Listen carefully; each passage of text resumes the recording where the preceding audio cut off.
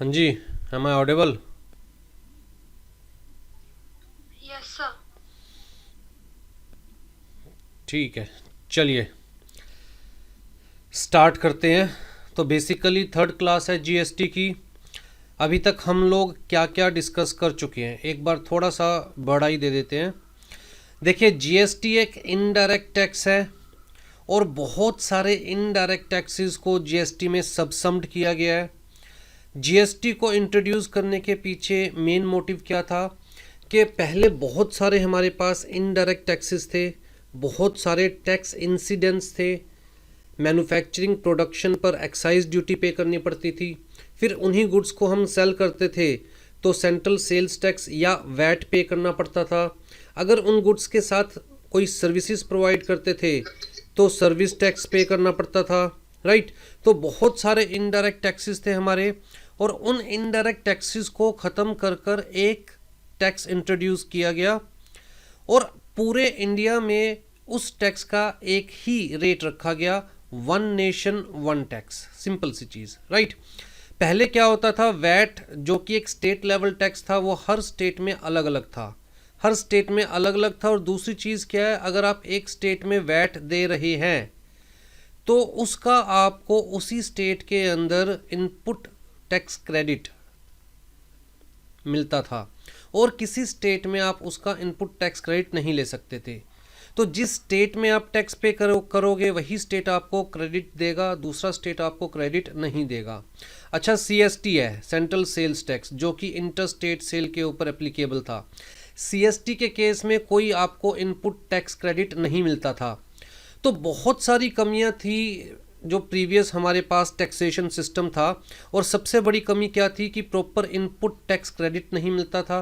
दूसरी कमी क्या थी, डबल टैक्सेशन। डबल टैक्सेशन का मतलब, अगर हमें इनपुट टैक्स क्रेडिट नहीं मिलेगा, जैसे कि मैंने आपको समझाया था, अगर 100 रुपये की चीज़ मैं मैन्युफैक्चर करता हूँ जिसके ऊपर 10 रुपये टैक्स पे करना पड़ रहा है, और मैं इसे 110 रुपये का मिस्टर ए को सेल करता हूँ, और मिस्टर ए को इस 10 रुपये का क्रेडिट नहीं मिल रहा, तो मिस्टर ए अपनी कॉस्ट 110 ही कंसीडर करेंगे।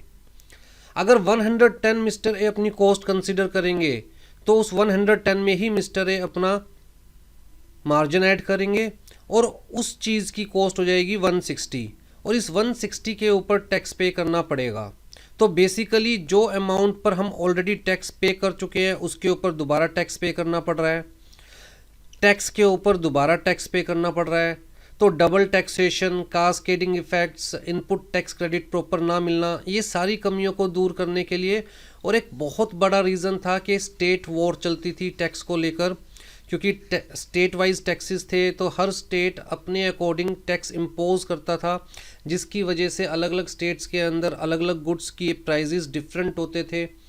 और मैंने आपको बताया, जो रिच स्टेट्स थे वो लोगों को अट्रैक्ट करते थे कि हमारे स्टेट में आकर बिजनेस कीजिए, आपको कम टैक्स पे करना पड़ेगा। रिच स्टेट्स अफोर्ड कर सकते थे, लेकिन पुअर स्टेट्स ये अफोर्ड नहीं कर सकते थे, उन्हें ना चाहते हुए भी हायर टैक्स रखना पड़ता था, जिसकी वजह से लोग उन स्टेट्स में बिजनेस नहीं करते थे।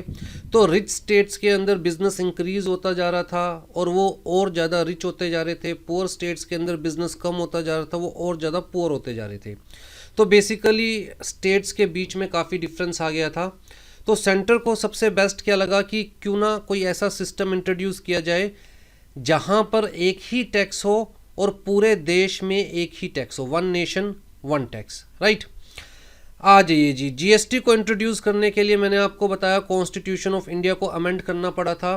वैसे हमने देखा है कि आर्टिकल 246 बहुत इंपॉर्टेंट आर्टिकल है, और ये आपको लाइफ लॉन्ग याद रहना चाहिए। दोबारा रिपीट कर रहा हूँ, बहुत कम चीज़ें जो मैं आपको कहता हूँ लाइफ लॉन्ग याद रखनी है, लेकिन ये आर्टिकल ऐसा है जो लाइफ लॉन्ग याद रहना चाहिए। जैसे अगर आप लोगों को बताया गया हो कि भैया section 10 of Indian contract act life long याद रहना चाहिए, वैसे ही ये आर्टिकल है, क्योंकि ये आर्टिकल पावर डिस्ट्रीब्यूट कर रहा है among the parliament and state legislature, कि पार्लियामेंट किन मैटर्स के ऊपर लॉ बना सकती है और स्टेट लेजिस्लेचर किन मैटर्स के ऊपर लॉ बना सकती है, ठीक है। तो इस आर्टिकल ने कहा भैया refer schedule 7 to constitution of India, और शेड्यूल 7 में 3 लिस्ट दे रखी है। फर्स्ट लिस्ट है यूनियन लिस्ट, उसमें वो मैटर्स एन्यूमरेटेड है जिसमें सिर्फ यूनियन लॉ बना सकती है, मतलब पार्लियामेंट, या मैं कहूँ सेंट्रल गवर्नमेंट। सेकंड लिस्ट है स्टेट लिस्ट, जिसके अंदर सिर्फ स्टेट लेजिस्लेचर्स लॉ बना सकती है उन मैटर्स के ऊपर, या मैं कहूँ स्टेट गवर्नमेंट लॉ बना सकती है। और थर्ड लिस्ट है कॉन्करेंट लिस्ट, ऐसे मैटर्स जिनके ऊपर सेंट्रल गवर्नमेंट भी लॉ बना सकती है, स्टेट गवर्नमेंट भी लॉ बना सकती है। फिर आर्टिकल 254 ने कहा कि भैया देखिए, अगर किसी सेम मैटर के ऊपर सेंट्रल गवर्नमेंट और स्टेट गवर्नमेंट दोनों ने लॉ बनाया है और दोनों के लॉज के प्रोविजंस आपस में कन्फ्लिक्ट करते हैं, कॉन्ट्राडिक्ट करते हैं, तो उस केस में जो लॉ पार्लियामेंट ने पास किया है दैट विल ओवरराइड, सिंपल सी बात। ठीक है जी। उसके अलावा कहता है जी न्यू आर्टिकल्स ऐड किए गए, क्योंकि जीएसटी बेसिकली अगर आप शेड्यूल 7 में देखेंगे तो ना लिस्ट 1 में है, ना लिस्ट 2 में है, ना लिस्ट 3 में है। तो जीएसटी के पॉइंट ऑफ व्यू से लॉ बनाने की पावर कहता है जी यहाँ पर दी गई, आर्टिकल 246A इंट्रोड्यूस किया गया।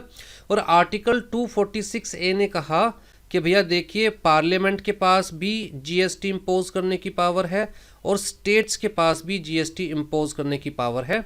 लेकिन अगर हम बात करते हैं इंटर स्टेट ट्रेड या कॉमर्स की, तो उस केस में सिर्फ पार्लियामेंट के पास जीएसटी इम्पोज करने की पावर है। एक बार दोबारा से हम कहते हैं GST is destination based tax. Destination based tax का मतलब कि आपका सामान, आपकी सर्विसेज, गुड्स या सर्विसेज कहाँ पर सप्लाई की जा रही है, उस बेसिस पर यह डिटरमाइन किया जाएगा कि कौन सा जीएसटी और कितना जीएसटी इम्पोज किया जाएगा। तो हमने कहा कि भैया अगर सप्लाई की बात करें तो सप्लाई या तो इंटरस्टेट हो सकती है या फिर इंट्रास्टेट। इंट्रास्टेट का मतलब विद इन द स्टेट, दो ही चीज़ हो सकती है, या तो इंटरस्टेट सप्लाई होगी एक स्टेट से दूसरे स्टेट में, या फिर इंट्रास्टेट सप्लाई होगी, with in the state supply होगी। इंटरस्टेट के केस में कहता है जी जहां दो या दो से ज़्यादा स्टेट्स इन्वॉल्व हो जाते हैं किसी भी ट्रांजैक्शन में, किसी भी एक्टिविटी में, तो जनरली पावर पार्लियामेंट को दे दी जाती है ताकि स्टेट्स के बीच में कोई भी कन्फ्लिक्ट ना हो, राइट। तो जी इंटरस्टेट के केस में क्लियर कट आर्टिकल 246A ने कहा कि भैया पावर सिर्फ और सिर्फ किसके पास है, पार्लियामेंट के पास। तो इंटरस्टेट सप्लाई के केस में सिर्फ एक ही जीएसटी एप्लीकेबल है, आईजीएसटी, इंटीग्रेटेड जीएसटी। अगर हम बात कर रहे हैं इंट्रास्टेट के केस में, इंट्रास्टेट के केस में हमारे पास लॉ क्या है कि भैया आप ये देखिए कि विद इन द स्टेट है, मतलब किसी स्टेट के अंदर है सप्लाई, या फिर यूनियन टेरिटरी के अंदर है। अगर स्टेट के अंदर है तो लॉ ने कहा जी सेंट्रल गवर्नमेंट का भी हक है और स्टेट गवर्नमेंट का भी हक है। तो जितनी भी जीएसटी है कहता है जी half central government half state government. तो सीजीएसटी, एसजीएसटी, दो तरह की जीएसटी एप्लीकेबल हो जाएगी। अगर 18% जीएसटी का रेट है तो 9% CGST, 9% SGST, central GST, state GST. ठीक है। अगर यूनियन टेरिटरी की बात करें तो कहता है जी देखिए सीजीएसटी तो है ही, और यूनियन टेरिटरी के केस में यूटीजीएसटी भी है। स्टेट के केस में एसजीएसटी, यूनियन टेरिटरी के केस में यूटीजीएसटी। तो आपको ये 5 वर्ड्स याद रखने हैं, आईजीएसटी, इंटीग्रेटेड जीएसटी, और ये अपने आप में ही 100% होती है। अगर जीएसटी का रेट 18% है तो 18 का 18% क्या लगेगा, आईजीएसटी। अगर हम बात करें इंट्रा स्टेट की तो हम देखते हैं स्टेट है या यूनियन टेरिटरी है जो जहाँ ट्रांजैक्शन हो रही है, तो उसमें सीजीएसटी, एसजीएसटी, अगर यूनियन टेरिटरी है तो सीजीएसटी, यूटीजीएसटी, हाफ हाफ। ठीक है जी। तो डेस्टिनेशन बेस्ड टैक्स का मतलब समझ में आ गया एक्चुअल में क्यों कहा जाता है डेस्टिनेशन बेस्ड टैक्स, कि भैया अगर इंटर स्टेट है from one state to another state तो कौन सी जीएसटी लगेगी, आईजीएसटी। अगर इंट्रा स्टेट है तो या तो सीजीएसटी प्लस एसजीएसटी लगेगी या फिर सीजीएसटी प्लस यूटीजीएसटी लगेगी। अब जी ये भी किसकी पावर में आता है, पार्लियामेंट। ये भी किसकी पावर में आता है, पार्लियामेंट, सेंट्रल गवर्नमेंट। ये किसकी पावर में आता है, स्टेट लेजिस्लेचर। ये अगेन पार्लियामेंट, और ये अगेन यूनियन टेरिटरी पे किसका कंट्रोल होता है, पार्लियामेंट का, सेंट्रल गवर्नमेंट का, राइट। तो बेसिकली स्टेट गवर्नमेंट के पॉइंट ऑफ व्यू से देखा जाए तो स्टेट गवर्नमेंट के पास बस ये जीएसटी जाती है, तो काफ़ी कम है ये। अब जी स्टेट ये डिस्प्यूट करते हैं कि जो इंटर स्टेट सप्लाई हो रही है वो एक्चुअल में दो स्टेट्स के बीच में ही तो सप्लाई हो रही है। जैसे कि मान के चलिए सप्लायर दिल्ली का है और जो रेसिपेंट है वो लेट्स से हरियाणा का है, तो ये इंटर स्टेट सप्लाई है। तो दिल्ली ये डिस्प्यूट ना करे कि भैया मैं टैक्स इम्पोज करूँगा, हरियाणा ये डिस्प्यूट ना करे कि भैया मैं टैक्स इम्पोज करूँगा। तो इस पॉइंट ऑफ व्यू से पार्लियामेंट को पावर दे दी जाती है कि भैया पार्लियामेंट इस टाइप की ट्रांजैक्शंस के ऊपर टैक्स इम्पोज करेगी। अब सारा पैसा कहाँ गया? सेंट्रल गवर्नमेंट के पास। तो भैया यहाँ पर कहा गया कि देखिए हर जगह सेंट्रल गवर्नमेंट और स्टेट गवर्नमेंट में चीज़ें डिवाइड की गई है। तो भैया यहाँ पर जो ट्रांजैक्शंस हो रही है ये ट्रांजैक्शन मतलब IGST को भी सेंट्रल गवर्नमेंट और स्टेट गवर्नमेंट्स के बीच में डिवाइड किया जाएगा। कलेक्ट कौन करेगी? Central government in the form of IGST, लेकिन कलेक्ट करने के बाद अगेन डिवाइड किया जाएगा between the central government and state governments. ठीक है, वो डिवीजन का क्राइटेरिया कौन डिसाइड करेगा? कहता है जी GST काउंसिल। कौन डिसाइड करेगा? GST council. तो उसी पॉइंट ऑफ व्यू से हमें नेक्स्ट आर्टिकल दिया गया, एक न्यू आर्टिकल इंट्रोड्यूस किया गया, article 269A, levy and collection of GST in the course of interstate trade और कॉमर्स। तो यहाँ क्लियर कट कहा गया कि भैया जो IGST के नाम का पैसा इकट्ठा किया जाएगा that shall be apportioned between the union and states. किस वे में डिवाइड किया जाएगा? कहता है on the recommendation of GST council. ठीक है जी। उसके अलावा GST काउंसिल को इंट्रोड्यूस करने के लिए एक और आर्टिकल इंट्रोड्यूस किया गया, आर्टिकल 279A। तो ये आप लोगों को ध्यान में रखना है, ये सब हम डिस्कस कर चुके हैं। चलिए जी, फिर सेकंड लेक्चर के अंदर हम लोगों ने, अच्छा ये वाला पेज मैंने दे रखा है पॉइंट टू नोट या इंपॉर्टेंट पॉइंट्स, ये सारे पॉइंट्स अपने आप में, हर पॉइंट अपने आप में एक MCQ है। नोट्स में जो भी दे रखा हो छोड़ के मत जाइएगा, एक सिंगल लाइन भी। आ जाइए, कॉन्सेप्ट ऑफ सप्लाई हम लोगों ने सेकंड क्लास में स्टार्ट किया था। कॉन्सेप्ट ऑफ सप्लाई कहता है जी GST में सबसे इम्पोर्टेंट इवेंट ही सप्लाई है, क्योंकि GST है क्या? कहता है tax on supply of goods या फिर सर्विसेज या फिर बोथ। बहुत सारी ऐसी एक्टिविटीज़ होती है, बहुत सारी ऐसी ट्रांजैक्शंस होती है जहां पर गुड्स और सर्विसेज दोनों ही सामने वाले को जा रहा है, इसलिए बोथ वर्ड भी यूज़ किया गया। जैसे अगर हम किसी रेस्टोरेंट के अंदर बैठ के खाना खाते हैं तो हमें सिर्फ और सिर्फ गुड्स वहाँ पर नहीं मिल रहे, बल्कि वहाँ पर हमें फैसिलिटी भी प्रोवाइड की जा रही है। तो बेसिकली आपने देखा होगा कि सिर्फ खाने का पैसा नहीं लगाया जाता बिल में, बल्कि जहाँ पर अच्छी फैसिलिटी प्रोवाइड की जाती है वहाँ पर सर्विस चार्जेस भी लगाए जाते हैं। तो उनके पॉइंट ऑफ व्यू से भी वो हमें गुड्स भी दे रहे हैं प्लस सर्विसेज भी दे रहे हैं, तो बोथ। तो सप्लाई जो है वो क्या है? कहता है जी टैक्सेबल इवेंट। अगर कोई भी ट्रांजैक्शन, अगर कोई भी एक्टिविटी सप्लाई की स्कोप में नहीं कवर हो रही तो कहता है उस ट्रांजैक्शन, उस एक्टिविटी के ऊपर GST is not applicable. Simple सी बात। ठीक है, तो जी सप्लाई के स्कोप में क्या क्या कवर होगा? क्या इस वर्ड को डिफाइन किया हुआ है? कहता है वैसे तो जनरल वर्ड है, लेकिन फिर भी section 7 of CGST act 2017, section 7 ने बता रखा है कि भैया क्या क्या इंक्लूड होगा और क्या क्या एक्सक्लूड होगा सप्लाई में। मतलब कौन कौन सी एक्टिविटीज़ को, कौन कौन सी ट्रांजैक्शंस को सप्लाई कंसीडर किया जाएगा और किस किस को सप्लाई कंसीडर नहीं किया जाएगा। तो लास्ट क्लास में हमने देखा था जी यहाँ पर हमारे पास बेसिकली 4 सबसेक्शंस है। पहले 3 थे, अब अमेंडमेंट करके जो सबसेक्शन 1 का क्लोज D था उसको ओमिट कर दिया गया है और उसे क्या बना दिया गया है? Subsection 1A। तो जी हमारे पास सब सेक्शन 1 है, सब सेक्शन 1A है, सब सेक्शन 2 है, सब सेक्शन 3 है। टैक्स के अंदर इतना डीपली मैं सेक्शंस को हाईलाइट नहीं करता हूँ, लेकिन क्योंकि यहाँ बात सप्लाई की हो रही है और हर सब सेक्शन अपने आप में बहुत इम्पोर्टेंट है, इसलिए बार बार हाईलाइट कर रहा हूँ। सब सेक्शन 1 के केस में अगर हम देखते हैं तो हमारे पास एट प्रेजेंट कितने क्लोज है? A, B और C। सब सेक्शन 1 हमें क्या बताता है कि what comes within the scope of supply.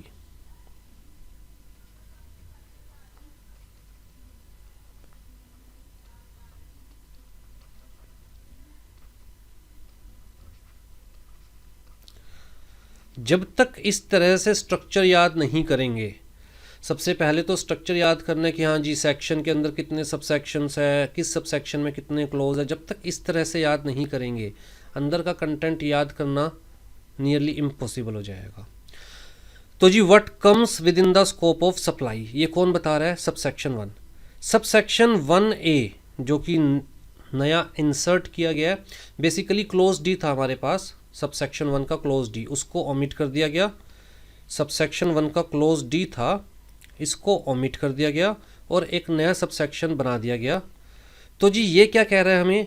कहता है हम आपको शेड्यूल 2 रेफर करने के लिए कह रहे हैं। सब सेक्शन 1 क्या कहता है कि आप CGST एक्ट का शेड्यूल 2 रेफर कीजिए। कहता है शेड्यूल 2 में कुछ ट्रांजैक्शंस दे रखी है और हम आपको बताएंगे कि कौन सी ट्रांजैक्शन को सप्लाई ऑफ गुड कंसीडर किया जाएगा और कौन सी ट्रांजैक्शन को सप्लाई ऑफ सर्विस कंसीडर किया जाएगा। ये कुछ ऐसी ट्रांजैक्शंस है जहां पर कॉमनली लोग कंफ्यूज हो जाते हैं, वो ये डिटरमाइन नहीं कर पाते कि यार इसे हम सप्लाई ऑफ सर्विस कंसीडर करें या सप्लाई ऑफ गुड्स कंसीडर करें। तो वहाँ पर लॉ ने क्लियर कर दिया कि भैया हम आपको उन ट्रांजैक्शंस के आगे स्पेसिफिकली बता रहे हैं कि आपको सप्लाई ऑफ गुड्स कंसीडर करना है या सप्लाई ऑफ सर्विस कंसीडर करना है, राइट। तो बेसिकली इन्हें मैं कहूँगा डीम्ड सप्लाई।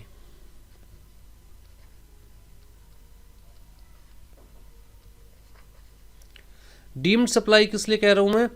क्योंकि जब लॉ ने ही स्पेसिफिकली मेंशन कर लिया भैया इस ट्रांजैक्शन को सप्लाई कंसीडर किया जाएगा, सप्लाई ऑफ गुड या सप्लाई ऑफ सर्विस, तो डीम्ड सप्लाई हो गया, सिंपल सी बात है, राइट। तो यहां पर हमें शेड्यूल 2 रेफर करना है। उसके बाद जी हमें सब सेक्शन 2 में कहा गया what is outside the scope of supply, क्या क्या सप्लाई में कंसीडर नहीं किया जाएगा। तो इसके अंदर एक तो हमें कहा गया शेड्यूल 3 रेफर कीजिए। शेड्यूल 3 में जो भी एक्टिविटीज़ जो भी ट्रांजैक्शंस बता रखी है उसको सप्लाई कंसीडर नहीं किया जाएगा, मतलब उन एक्टिविटीज़ के अंदर आपको कोई GST पे नहीं करनी, वो GST के स्कोप से बाहर है।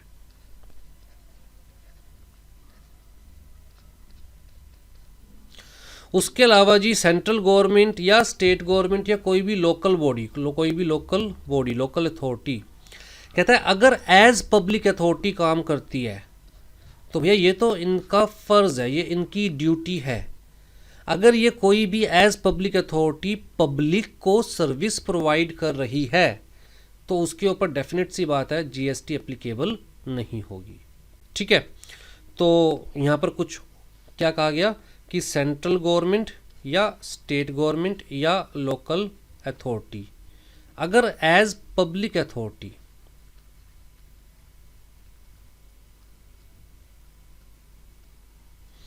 कोई भी सर्विस प्रोवाइड कर रही है या कोई भी एक्टिविटी कर रही है तो उसके ऊपर GST एप्लीकेबल नहीं होगी और वो एक्टिविटी स्पेसिफिकली नोटिफाई कर दी जाएगी बाय द सेंट्रल गवर्नमेंट, ठीक है। नोटिफिकेशन इशू कर दिया जाएगा by the central government.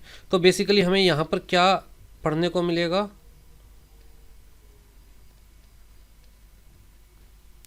What is outside the scope of supply.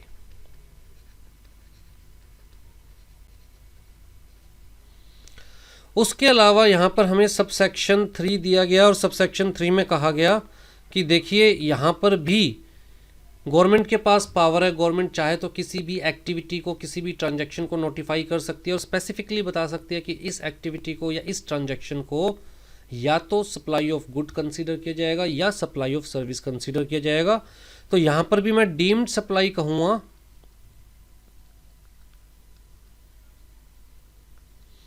लेकिन एज में बी नोटिफाइड बाय गवर्नमेंट। यहां डीम्ड सप्लाई क्या था? जो एक्टिविटीज शेड्यूल 2 में ऑलरेडी मेंशन्ड है।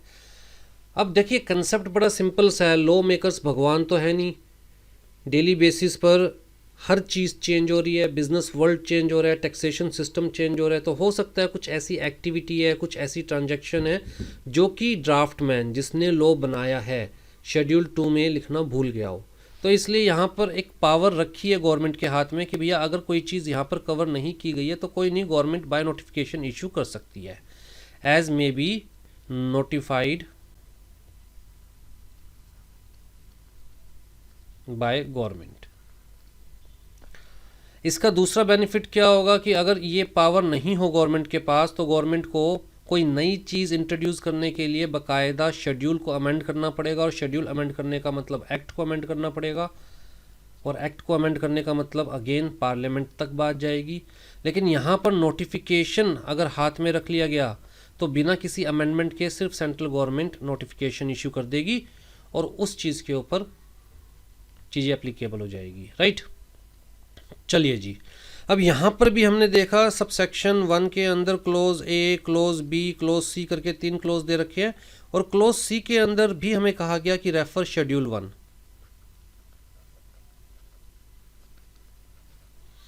ठीक है, सब सीजीएसटी का ही चल रहा है। सेक्शन 7 भी सीजीएसटी का है, जो शेड्यूल्स है ये भी सारे सीजीएसटी के हैं। तो ये टोटल मिला के हम कह सकते हैं कि सप्लाई में क्या कवर होता है, क्या कवर नहीं होता है, किस सप्लाई को सप्लाई ऑफ गुड कंसीडर किया जाएगा, किस सप्लाई को सप्लाई ऑफ सर्विसेज कंसीडर किया जाएगा। ठीक है जी, आ जाइए। वैसे तो ऑलरेडी हम लोग ये डिस्कस कर चुके थे, लेकिन फिर भी एक ओवरव्यू दे रहा हूँ दोबारा से। ये जो क्लोज ए है इसके अंदर जनरल टर्म्स यूज की गई है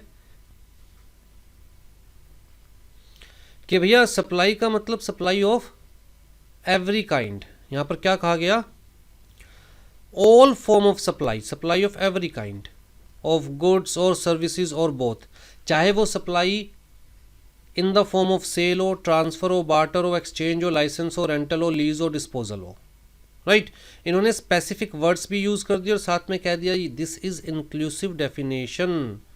हम ये नहीं कह रहे कि सप्लाई का स्कोप बस यहाँ तक ख़त्म हो जाएगा, हम ये कह रहे हैं कि फ़िलहाल हमारी दिमाग में ये आइटम्स आ रहे हैं, हमने ये यहाँ मेंशन कर दिए। इसके अलावा भी अगर कोई ट्रांजैक्शन, कोई एक्टिविटी ऐसी है जो बेसिक क्राइटेरिया फुलफ़िल कर रही है सप्लाई से रिलेटेड, तो उसे भी सप्लाई कंसीडर किया जा सकता है। इन जनरल सप्लाई वर्ड का मतलब क्या है, कहता है एक से दूसरे के पास जाना, इन जनरल ये मतलब है ना सप्लाई का। तो कहता है हो सकता है कोई ऐसी एक्टिविटी हो सकता है कोई ऐसी ट्रांजैक्शन हो जो यहाँ कवर नहीं हो रही, लेकिन कहता है एक से दूसरे के पास चीज़ जा रही है, गुड्स जा रहे हैं, सर्विसेज जा रहे हैं, या दोनों जा रहे हैं, तो उसे depending upon case to case supply में कंसीडर किया जा सकता है। तो हम यहाँ डेफिनेशन का स्कोप रिस्ट्रिक्ट नहीं कर रहे हैं, हमने सिर्फ एक इंक्लूसिव डेफिनेशन दिया कि भैया ये तो है ही है, ये तो है ही है। और यहाँ पर भी इन्होंने कह दिया सच एज, तो कुछ वर्ड्स जो इनको याद आए वो सारे लिख दिए। उसके अलावा भी सच एज का मतलब जैसे कि, इसका मतलब और भी यहाँ पर वर्ड्स कंसीडर किए जा सकते हैं depending upon case to case. ठीक है जी। क्लोज बी के अंदर इन्होंने स्पेसिफिकली इंपोर्ट ऑफ सर्विसेज की बात की, यहाँ पर गुड्स कवर नहीं किए हुए क्लोज बी के अंदर, सिर्फ इंपोर्ट ऑफ सर्विसेज, राइट। अब क्लोज ए के अंदर इन्होंने जनरल डेफिनेशन दी और इन्होंने दोनों चीज़ों के ऊपर एम्फेसाइज किया, जोर डाला। कहता है जी हम बात कर रहे हैं ऐसी सप्लाई की विच इज़ फॉर कंसिडरेशन,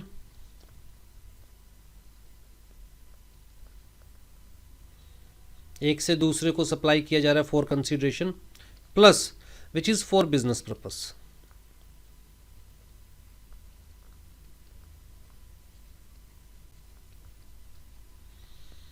दोनों ही क्राइटेरिया सेटिस्फाई होने चाहिए यहाँ पर कवर होने के लिए, यहाँ पर कवर होने के लिए। ठीक है, agreed made or agreed to be made for consideration by a person in the course or furtherance of business, तो दोनों ही कंडीशन हो गई कि फॉर कंसिडरेशन भी हो गया प्लस फॉर बिजनेस पर्पस। ठीक है जी। अगर हम क्लोज बी की बात करते हैं तो क्लोज बी ने सिर्फ इंपोर्ट ऑफ सर्विसेज की बात करी,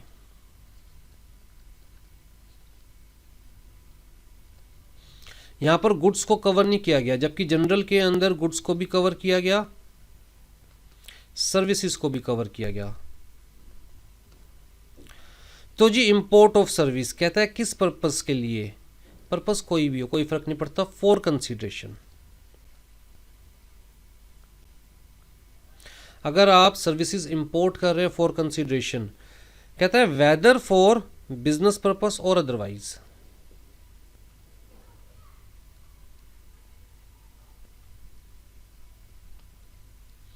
बिजनेस पर्पस के लिए इंपोर्ट कर रहे हैं या फिर नॉन बिजनेस पर्पस के लिए, कोई फर्क नहीं पड़ता।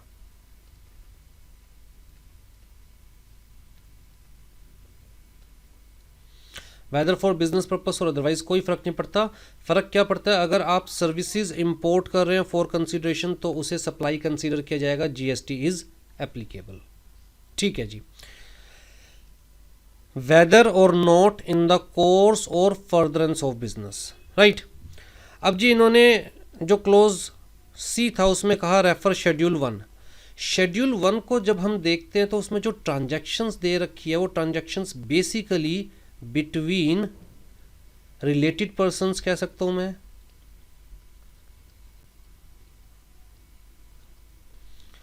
या फिर एसोसिएटेड पर्सन्स कह सकता हूं मैं। तो यहां पर कहा गया कि चाहे ट्रांजैक्शन में कंसीडरेशन है या नहीं है कोई फर्क नहीं पड़ता।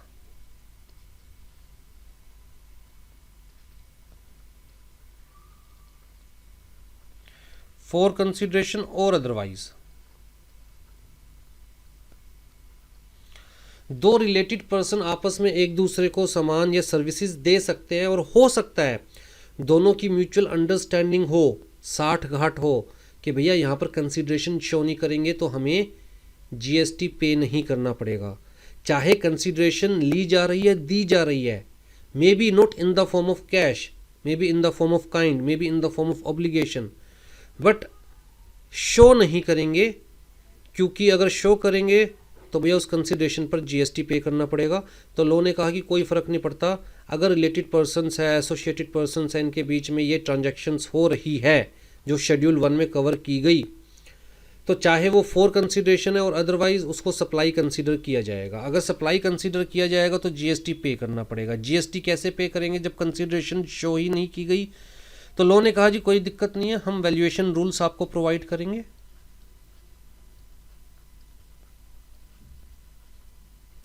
वैल्यूएशन रूल्स के बेसिस पर वैल्यू निकाली जाएगी और उस वैल्यू के ऊपर जीएसटी पे करना पड़ेगा, चाहे आप आपस में एक दूसरे को कंसीडरेशन दे या मत दे, राइट।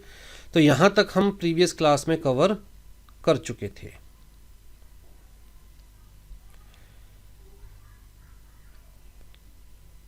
ठीक है जी, अगर कोई डाउट हो, मैंने कल भी कहा था, तो यहां तक अगर कोई डाउट हो तो आप पूछ सकते हैं, नहीं तो आगे चलेंगे। आ जाइए जी। अब दोबारा से एक चीज़ समझा रहा हूँ क्योंकि कल काफ़ी कन्फ्यूजन लग रही थी, आज दोबारा से एक चीज़ समझा रहा हूँ। देखिए जीएसटी है क्या? कहता है टैक्स। किस पर?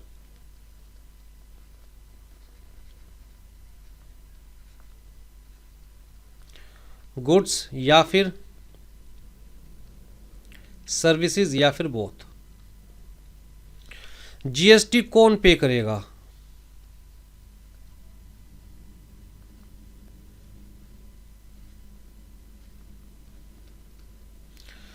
तो इन्होंने कहा जी सर्विस प्रोवाइडर या सप्लायर कह सकते हैं हम।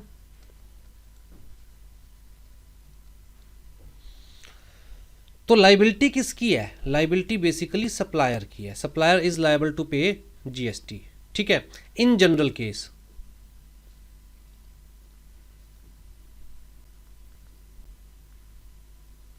इन जनरल केसेस, लेकिन कुछ केसेस ऐसे भी है जहां रेसिपेंट के ऊपर लाइबिलिटी डाल दी गई कि भैया रेसिपेंट जो रिसीव कर रहा है सर्विसेज या गुड्स उसको जीएसटी पे करनी है।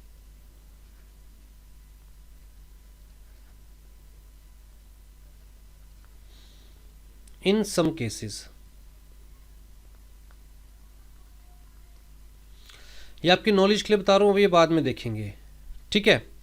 तो जी जनरल क्या है कि अगर मिस्टर ए मिस्टर बी को कुछ सप्लाई करते हैं, चाहे गुड्स चाहे सर्विसेज चाहे दोनों, तो जी मिस्टर ए एक इनवॉइस क्रिएट करेंगे। बिना इनवॉइस के जीएसटी सिस्टम के अंदर आप कुछ भी सामने वाले को सप्लाई नहीं कर सकते, फैक्ट्री से सामान ही बाहर नहीं निकाल सकते, सिंपल सी बात, राइट।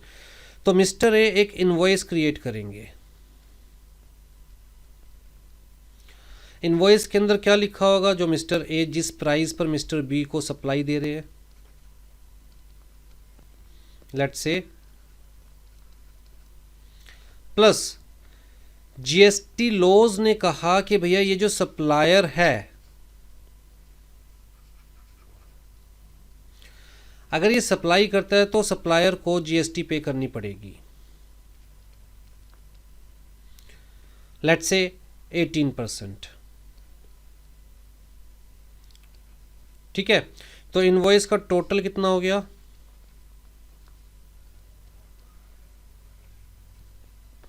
ये हमारी इनवॉइस है जी। लाइबिलिटी है जीएसटी पे करने की मिस्टर ए की, लेकिन लॉ ने अलाउ किया कि मिस्टर ए चाहे तो अपने कंज्यूमर से ये पैसा रिकवर कर सकते हैं। ठीक, अब जी मिस्टर बी मिस्टर ए को दे ना दे वो मिस्टर ए की हेडेक है, गवर्नमेंट को तो टैक्स चाहिए, सिंपल सी बात ये है, राइट।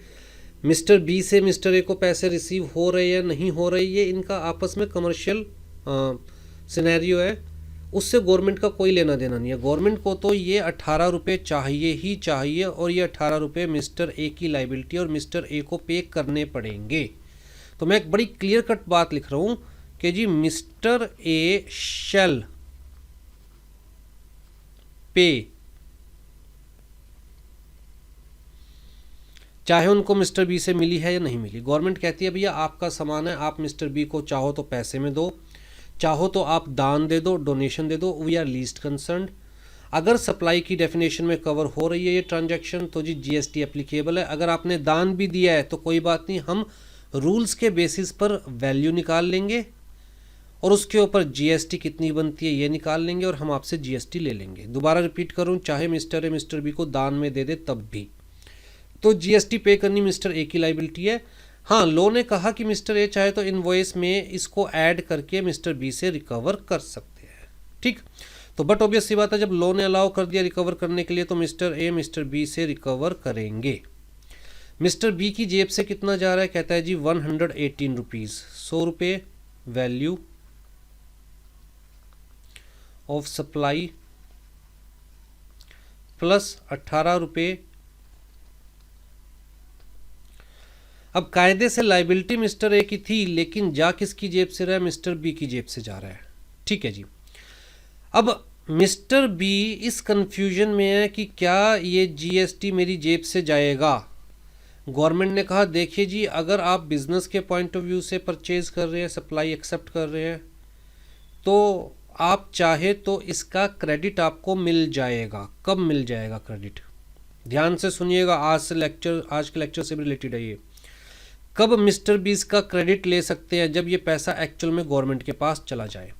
मिस्टर बी ने मिस्टर ए को ये पैसा दे दिया, 118 रुपये पूरे दे दिए। अब जी मिस्टर ए की ड्यूटी है कि ये 18 रुपये मिस्टर ए किसको डिपॉजिट करवाए, 18 रुपये किसको डिपॉजिट करवाए, गवर्नमेंट को, एज जीएसटी। एक बार के लिए ट्रांजैक्शन यहां पर ख़त्म हो गई। अगर मिस्टर ए ने गवर्नमेंट के पास ये 18 रुपये डिपॉजिट नहीं करवाए तो गवर्नमेंट के पास ये पैसा आया ही नहीं, और गवर्नमेंट के पास नहीं आया तो गवर्नमेंट मिस्टर बी को भी, अच्छा अभी बात बाद में देखते हैं, अभी पहले मिस्टर बी अब इस चीज़ को आगे सेल करना चाहते हैं, किसको, मिस्टर सी को सेल करना चाहते हैं। मिस्टर बी इसके अंदर अपना प्रॉफिट ऐड करते हैं, मार्जिन कह लीजिए, प्रॉफिट कह लीजिए 50 रुपये। तो जी टोटल वैल्यू ऑफ सप्लाई क्या हो गई, 150 रुपये। अब जी 150 रुपये पे अगेन 18% जीएसटी एप्लीकेबल है, तो 18% जीएसटी कितना बैठा, 27 रुपीज़। टोटल मिला के कितना हो गया, 177। तो जी इनवॉइस ये बनेगी और मिस्टर सी से ये पैसा ले लिया जाएगा। मिस्टर सी की जेब से क्या गया, कहता है जी 150 रुपये तो value of supply plus 27 rupees GST के नाम के। अब सिनेरियो क्या है, सिनेरियो है कि बी ने इनपुट के ऊपर टैक्स पे किया,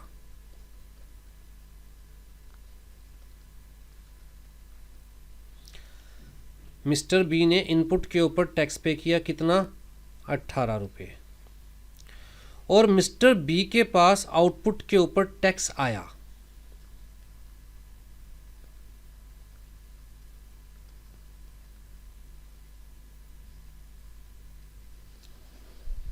ठीक है। अब ये जी टैक्स बेसिकली ये तो चला गया ए के पास और ए से गवर्नमेंट के पास, बात ख़त्म हो गई। अब जी जब मिस्टर बी के पास ये टैक्स आया तो गवर्नमेंट मिस्टर बी के पास आई, लाओ जी ये टैक्स, तो टैक्स हम अपने पास थोड़ी ना रख सकते, हमें तो गवर्नमेंट को देना है टैक्स, राइट। टैक्स किसका? गवर्नमेंट का। तो बी ने कहा कि देखिए जी ये जो 27 रुपये मेरे हाथ में आए हैं जीएसटी के नाम के, तो 150 रुपये बेसिकली वैल्यू थी।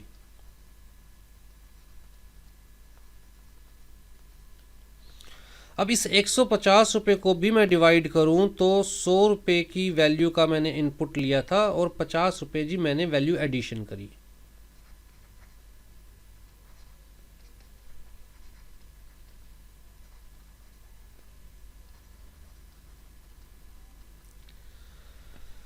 मेरी टोटल लाइबिलिटी 27 रुपीज़ बनती है, कोई डाउट नहीं है, लेकिन मैं ऑलरेडी इनपुट के ऊपर 18 रुपये दे चुका हूं। तो कायदे से देखा जाए तो 27 में से 18 लेस कर दिया जाए और मेरी लाइबिलिटी बनती है सिर्फ 9 रुपये की। इस पार्ट की लाइबिलिटी बनती है क्योंकि ऑलरेडी 100 रुपीज़ पे मैं टैक्स दे चुका हूँ मिस्टर ए को और मिस्टर ए से आप तक वो टैक्स पहुँच चुका है। तो बेसिकली यहाँ पर मिस्टर बी गवर्नमेंट से क्या कह रहे हैं कि जो मैंने इनपुट के ऊपर टैक्स दिया है, जिसे मैं इनपुट टैक्स बोलूँगा,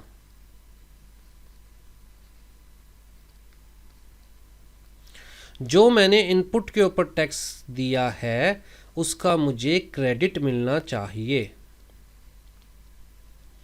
और जो मेरी लाइबिलिटी है आउटपुट के ऊपर,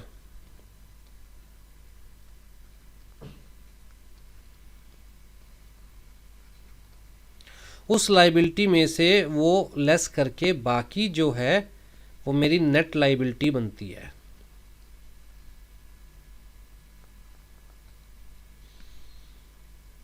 अगर ऐसा नहीं होगा, अगर ऐसा नहीं होगा तो एक्चुअल में मुझे सामान 100 रुपये का नहीं पड़ा था, एक्चुअल में मुझे सामान पड़ा था 100 + 18 का। अगर मुझे ये 18 रुपये का क्रेडिट नहीं मिलेगा तो मुझे सामान की कॉस्ट क्या पड़ी थी? 118 रुपये, और मैंने इसको बेचा 150 में, तो एक्चुअल में मेरा मार्जिन कम हो गया, राइट। कितना रह गया? 32। अगर आप मुझे क्रेडिट नहीं देना चाहते तो मैं अपनी कॉस्ट 118 रुपये लेकर चलूँगा और इसके ऊपर 50 रुपये अपना मार्जिन रखकर फिर वैल्यू निकालूंगा कि वैल्यू कितनी बैठी, और फिर इस वैल्यू के बेसिस पर मैं जीएसटी अप्लाई करूँगा 18%, और जो आएगा उस रेट पर मैं सामान बेचूँगा, राइट। तो या तो आप मुझे इस 18 रुपये का क्रेडिट दीजिए, नहीं तो मैं अपनी कॉस्ट में ऐड करूँगा 18 रुपये। तो बेसिकली इस क्रेडिट को ही हम क्या बोलते हैं? Input tax credit. और ये क्रेडिट कब मिलेगा?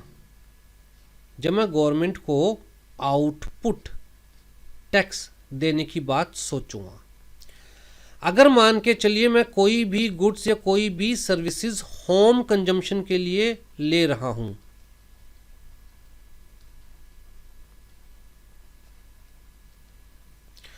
तो इस केस में क्या मैं कोई भी आउटपुट टैक्स पे करूंगा गवर्नमेंट को? The answer is no. अगर मिस्टर बी इसे होम कंजम्पशन के लिए लेते तो ट्रांजैक्शन यहीं पर रुक जाती। कहां पर?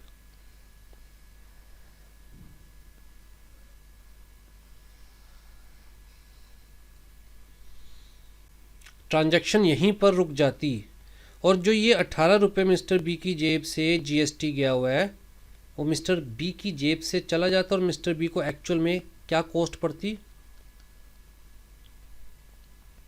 बड़ी सिंपल सी बात है, राइट। तो इनपुट टैक्स क्रेडिट हम कब ले सकते हैं?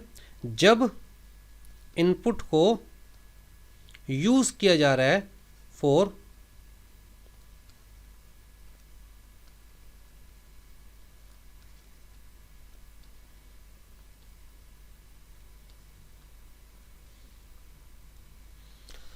अगर इनपुट को बिजनेस पर्पस के लिए यूज़ नहीं किया जा रहा है तो हमें उसके नाम का क्रेडिट नहीं मिलना चाहिए। और अगर मान के चलिए कि मैं फ़िलहाल ये शो कर रहा हूँ कि इनपुट बिजनेस के लिए यूज़ कर रहा हूँ और मैंने टैक्स का क्रेडिट ले लिया और उस टैक्स के क्रेडिट को आउटपुट टैक्स लायबिलिटी पे करने के लिए मैंने यूज़ कर लिया। यूज़ करने के बाद मैं इनपुट को होम कंजम्पशन के लिए यूज़ कर रहा हूँ तो चीटिंग होगी ना गवर्नमेंट के साथ। गवर्नमेंट ने हमें इसलिए क्रेडिट दिया था क्योंकि हम उसमें वैल्यू एडिशन करेंगे और वैल्यू एडिशन करके हम दोबारा उसे मार्केट में बेचेंगे, ज़्यादा रेट पर बेचेंगे, गवर्नमेंट को ज़्यादा टैक्स मिलेगा।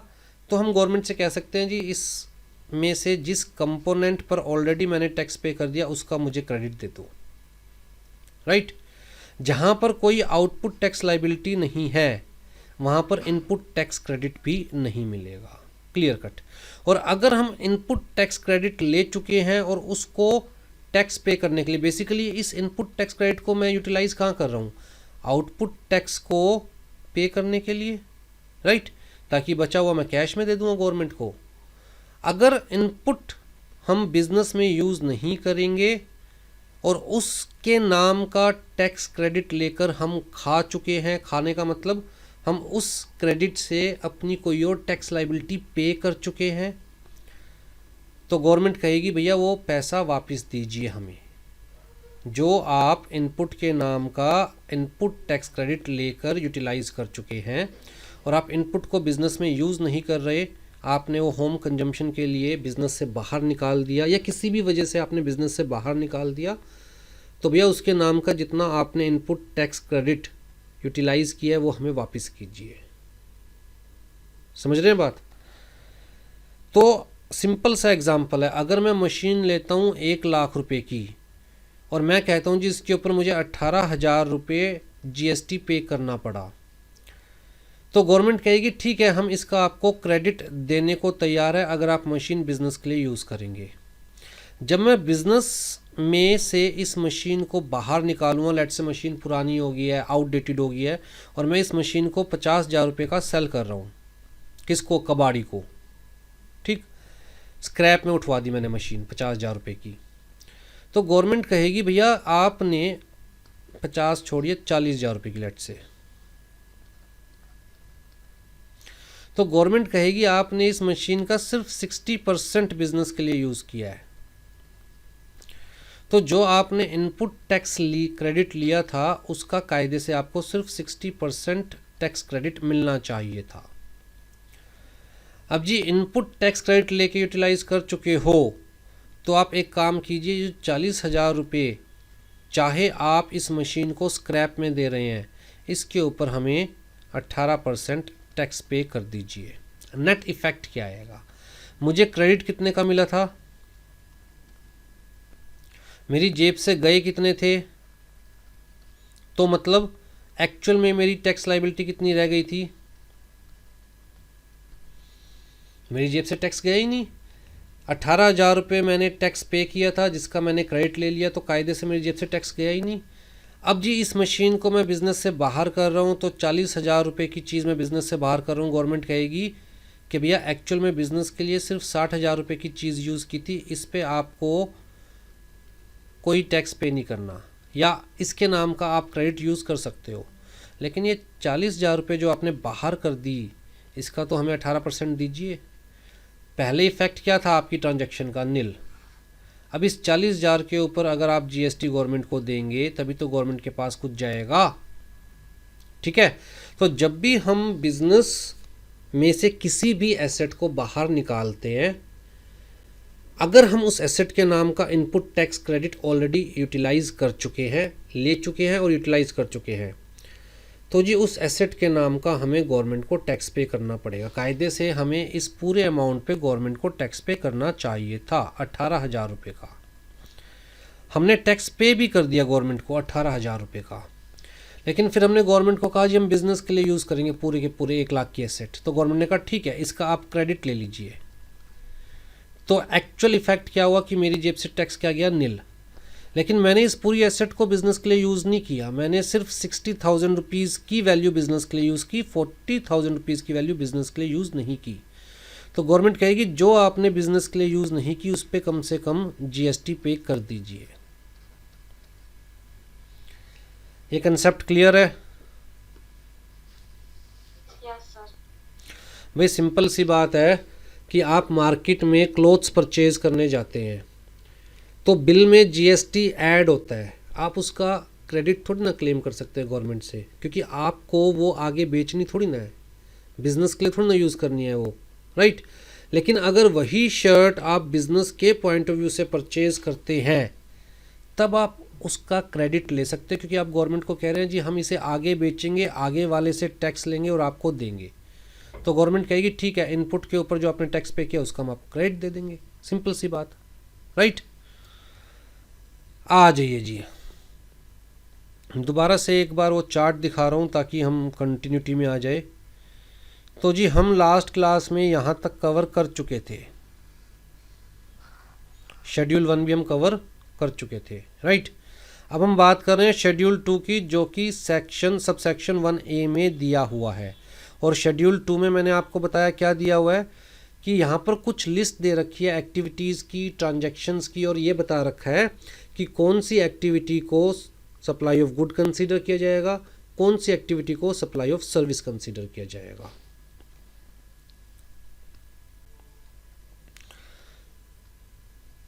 हाँ जी, एक्टिविटी डिस्क्रिप्शन क्या दे रखी है, any transfer of title in goods. अगर हम गुड्स का टाइटल ही ट्रांसफ़र कर देते हैं, टाइटल का मतलब क्या होता है, ownership,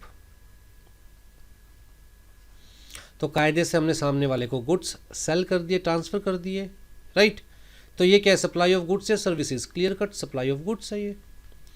any transfer of right in goods or of undivided share in goods, ऊपर हम गुड्स ट्रांसफ़र कर रहे हैं, वी आर ट्रांसफरिंग गुड्स।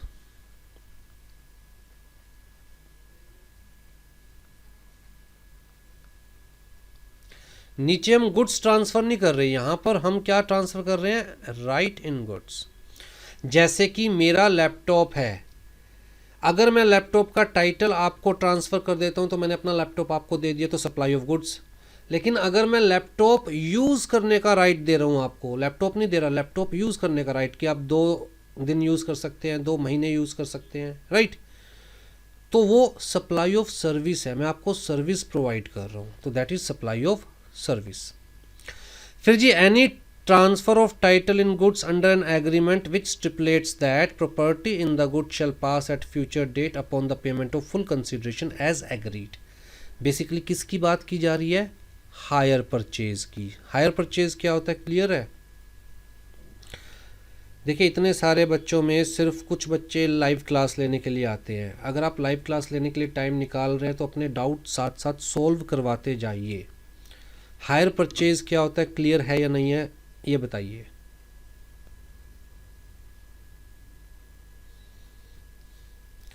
जब हम कार फाइनेंस पर लेते हैं, आरसी पे आप नाम देखेंगे, फाइनेंसर का नाम होगा, हमारा नाम नहीं होता।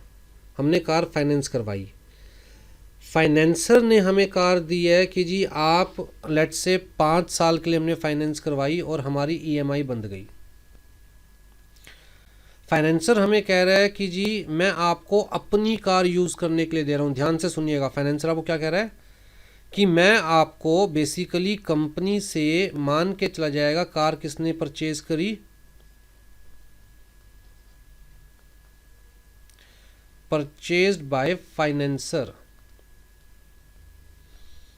ये नहीं मान के चला जाएगा कि आपने कार परचेज करी है, क्या मान के चला जाएगा, कार किसने परचेज करी है, फाइनेंसर ने परचेज की है। और जो फाइनेंसर है अपनी कार आपको यूज करने के लिए दे रहा है, तो बेसिकली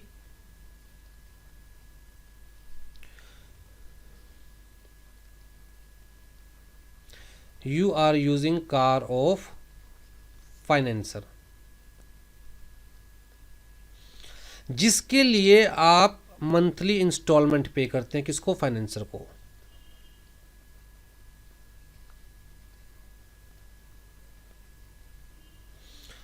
आप ये जो मंथली इंस्टॉलमेंट पे कर रहे हैं ये basically you are paying this for using the car. आप कार के नाम की मंथली इंस्टॉलमेंट पे नहीं कर रहे, ओनरशिप के नाम की मंथली इंस्टॉलमेंट पे नहीं कर रहे।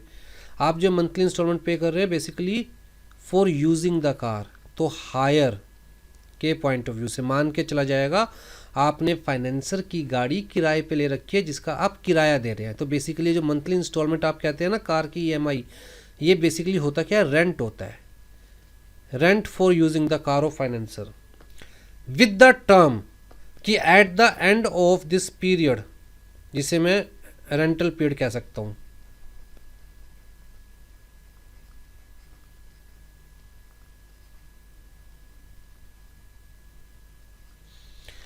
Eight the end of hire period या रेंटल पीरियड आपके पास ऑप्शन होगी, यू हैव द ऑप्शन।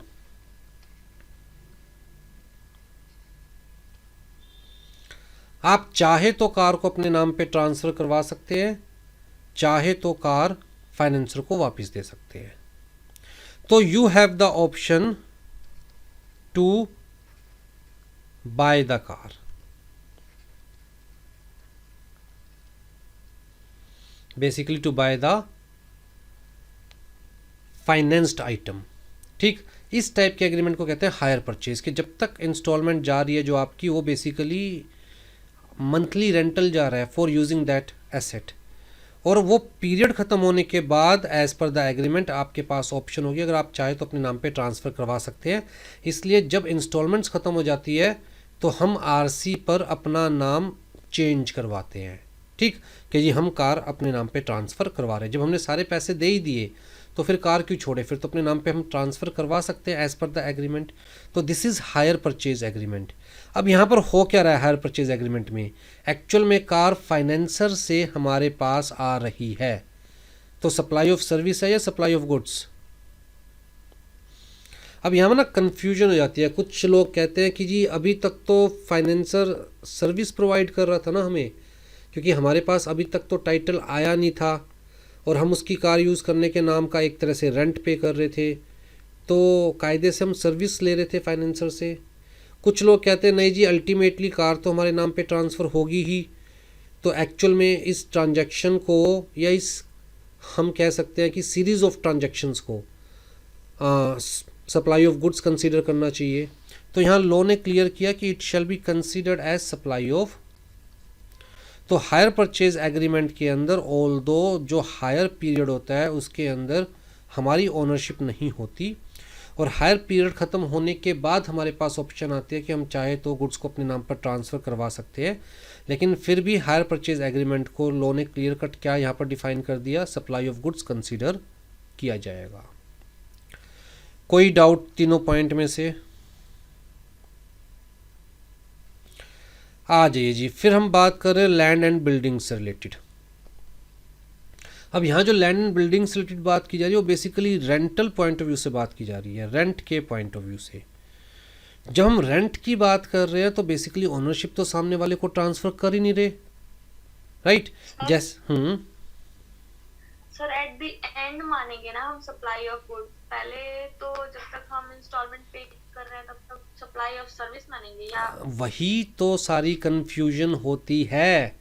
इसीलिए तो स्पेसिफिकली शेड्यूल बनाकर यहाँ पर दे दिया गया कि from the very beginning it will be considered as supply of goods, खत्म। और इसीलिए मैंने यहाँ पर क्या लिखा, वर्ड क्या यूज किया मैंने,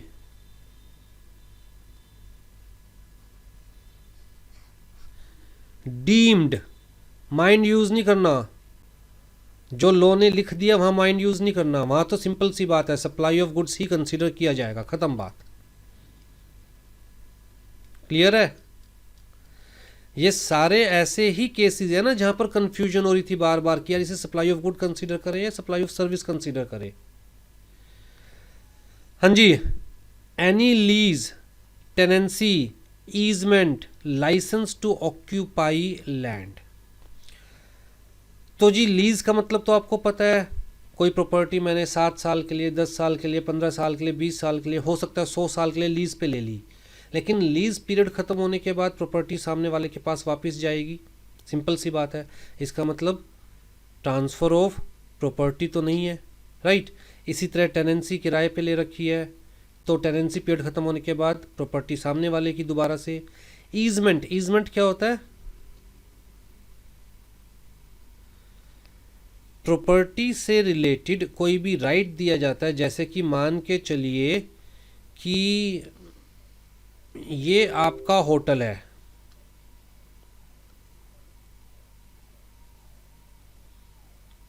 ठीक है, ये मेन रोड है।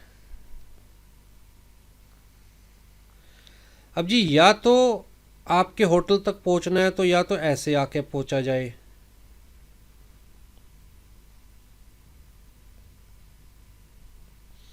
दूसरा ऑप्शन क्या है कि जो आगे वाला प्लॉट है ये प्लॉट मेरा है, ये वाला प्लॉट, और ये खाली पड़ा है, खाली नहीं भी पड़ा है, आपने मुझसे कहा कि जी थोड़ा सा वे दे दो मेरे कस्टमर्स को आने जाने के लिए, तो मैं कह सकता हूँ कि ऑन रोड है जी। आपने देखा होगा कि बहुत सारे, जिस तरह मुरथल साइड हम जाते हैं तो बहुत सारे वहाँ पर ढाबे ऐसे हैं जहाँ पर आगे काफ़ी खाली स्पेस पड़ा हुआ है और थोड़ा सा अंदर जाकर ढाबा है या फिर होटल है, राइट। तो जो आगे वाला स्पेस है वो किसी और का है, ये जो स्पेस है किसी और का है, ढाबा किसी और का है। अब आगे वाला जो प्लॉट है वहाँ पर इस ढाबे वाले ने एक राइट ले लिया, जिसे हम ईजमेंट बोलेंगे, कि जी मेरे कस्टमर्स को आने जाने का यहाँ से हक दे दीजिए, राइट दे दीजिए, जिसके लिए मैं आपको लेट से 20,000 रुपीज़ पर मंथ पे करूँगा। तो इसे ईजमेंट बोलते हैं, राइट। तो कोई भी सुविधा which is related to the land उसे ईजमेंट बोलते हैं। तो अब कायदे से अगर ईजमेंट, अपनी लैंड पर मैं किसी को ईजमेंट दे रहा हूँ तो लैंड तो नहीं दे रहा ना, रेंट ले रहा हूँ, ईजमेंट दे रहा हूँ, लैंड तो मेरी है। तो इनमें से किसी भी केस में कहता है जी लैंड या बिल्डिंग ट्रांसफ़र नहीं हो रही तो सप्लाई ऑफ सर्विस कंसीडर किया जाएगा। इसी तरह अगर हम बात करें एनी लीज और लेटिंग आउट ऑफ बिल्डिंग, यहाँ पर ऊपर लैंड की बात की गई, नीचे बिल्डिंग की बात की गई, बात वही है कि लीज़ पे दी जा रही है बिल्डिंग या फिर लेट आउट किया जा रहा है बिल्डिंग को, चाहे वो बिल्डिंग कमर्शियल है, इंडस्ट्रियल है, रेजिडेंशियल है, कोई फ़र्क नहीं पड़ता। चाहे जो हम रेंट पे दे रहे हैं वो फॉर बिजनेस दे रहे हैं या फिर नॉन फॉर बिजनेस, कोई फ़र्क नहीं पड़ता, राइट। आइदर होली और पार्टली, कोई फ़र्क नहीं पड़ता। तो कहता है जी ultimately we are letting out the building, तो सप्लाई ऑफ सर्विस कंसीडर किया जाएगा। हाँ जी, ट्रीटमेंट और प्रोसेस, ये मैंने ब्रैकेट में लिख दिया, क्या कहने की कोशिश कर रहे हैं, जॉब वर्क। जॉब वर्क क्या होता है, क्लियर है आपको? ये मान के चलते हैं जी मैं यूटेंसिल्स बनाता हूँ, यूटेंसिल्स बनाता हूँ तो मैं अपने आप को मैन्युफैक्चरर कह रहा हूँ।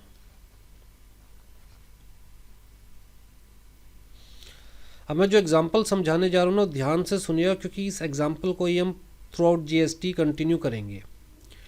यूटेंसिल बनाने का प्रोसेस क्या होता है, पहले स्टार्टिंग में हम स्टील ब्लेड कह सकते हैं आप,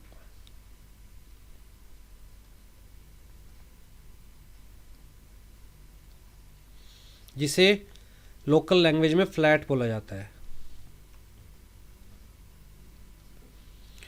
ये स्टील ब्लेड मैं परचेज करता हूँ, फिर जी इस स्टील ब्लेड को रोल किया जाता है, रोलिंग की जाती है, मतलब मशीन में इसे पतला और लंबा किया जाता है। तो कैसे किया जाता है, बार बार मशीन के अंदर डाला जाता है, इस टाइप का एक रोलर होता है,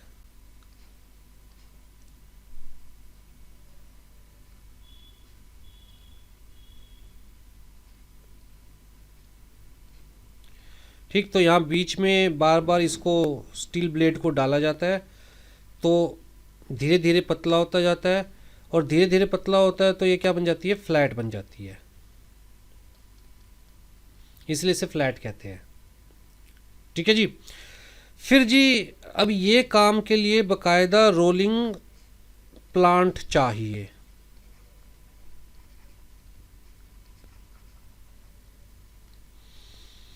और रोलिंग प्लांट अपने आप में एक सेपरेट प्रोसेस है।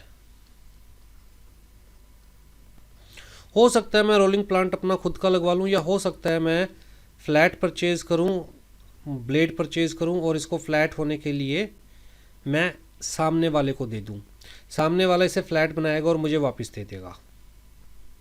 ठीक। फिर जी इस फ्लैट में से मैं सर्कल काटूंगा,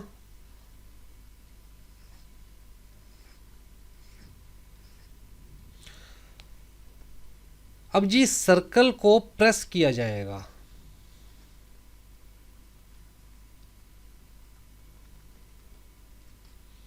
जिसके लिए प्रेसिंग मशीन्स चाहिए, और ये भी अपने आप में एक सेपरेट प्लांट होता है, राइट।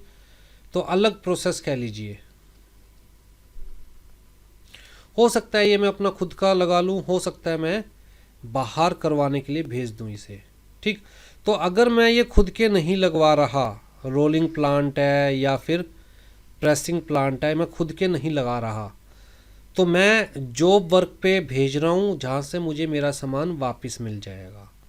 तो ट्रांसफ़र ऑफ ओनरशिप नहीं हो रही है, राइट। अगर ट्रांसफ़र ऑफ ओनरशिप नहीं है तो क्या कंसिडर किया जाएगा? मैं अपना सामान सामने वाले के पास प्रोसेसिंग के लिए भेज रहा हूँ, सामने वाला प्रोसेस करके मेरा सामान मुझे वापस दे रहा है, और प्रोसेस करने के नाम के सामने वाला मुझसे पैसे ले रहा है, बात ख़त्म। तो transfer of ownership in goods या मटेरियल नहीं है, तो सप्लाई ऑफ सर्विस कंसिडर किया जाएगा, ठीक है जी। फिर ट्रांसफ़र ऑफ बिजनेस एसेट्स, अब यहाँ क्लियर कट लिख दिया ट्रांसफ़र ऑफ बिजनेस एसेट्स। अगर हम बिजनेस एसेट्स ट्रांसफ़र कर रहे हैं तो हर केस में क्या होगा? सप्लाई ऑफ गुड्स या सप्लाई ऑफ सर्विस बीच में कहाँ दे रखा है?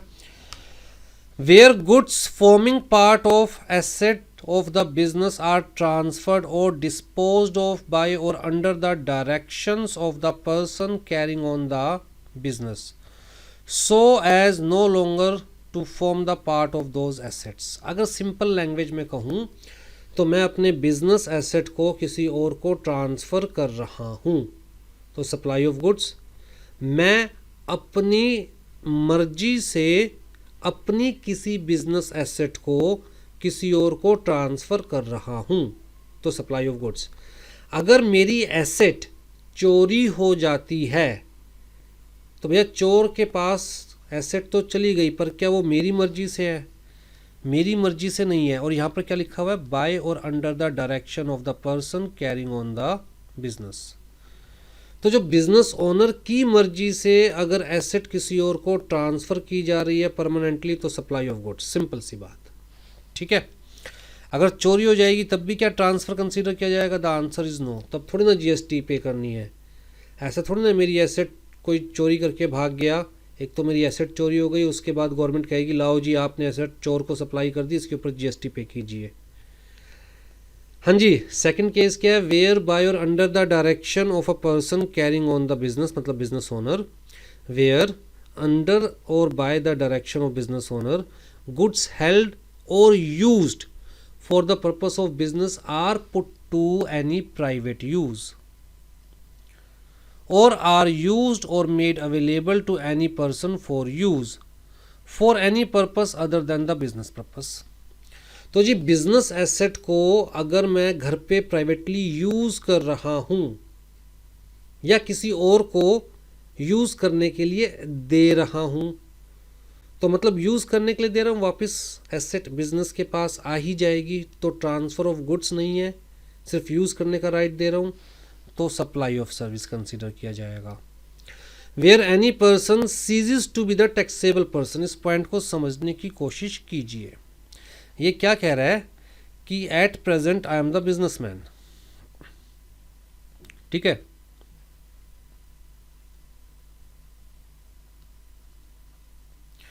और मैं जीएसटी में रजिस्टर्ड भी हूं,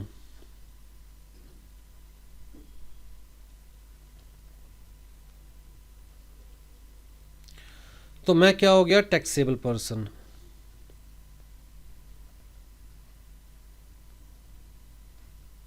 अगर किसी भी वजह से मैं टैक्सेबल पर्सन नहीं रहा, क्या बन गया मैं?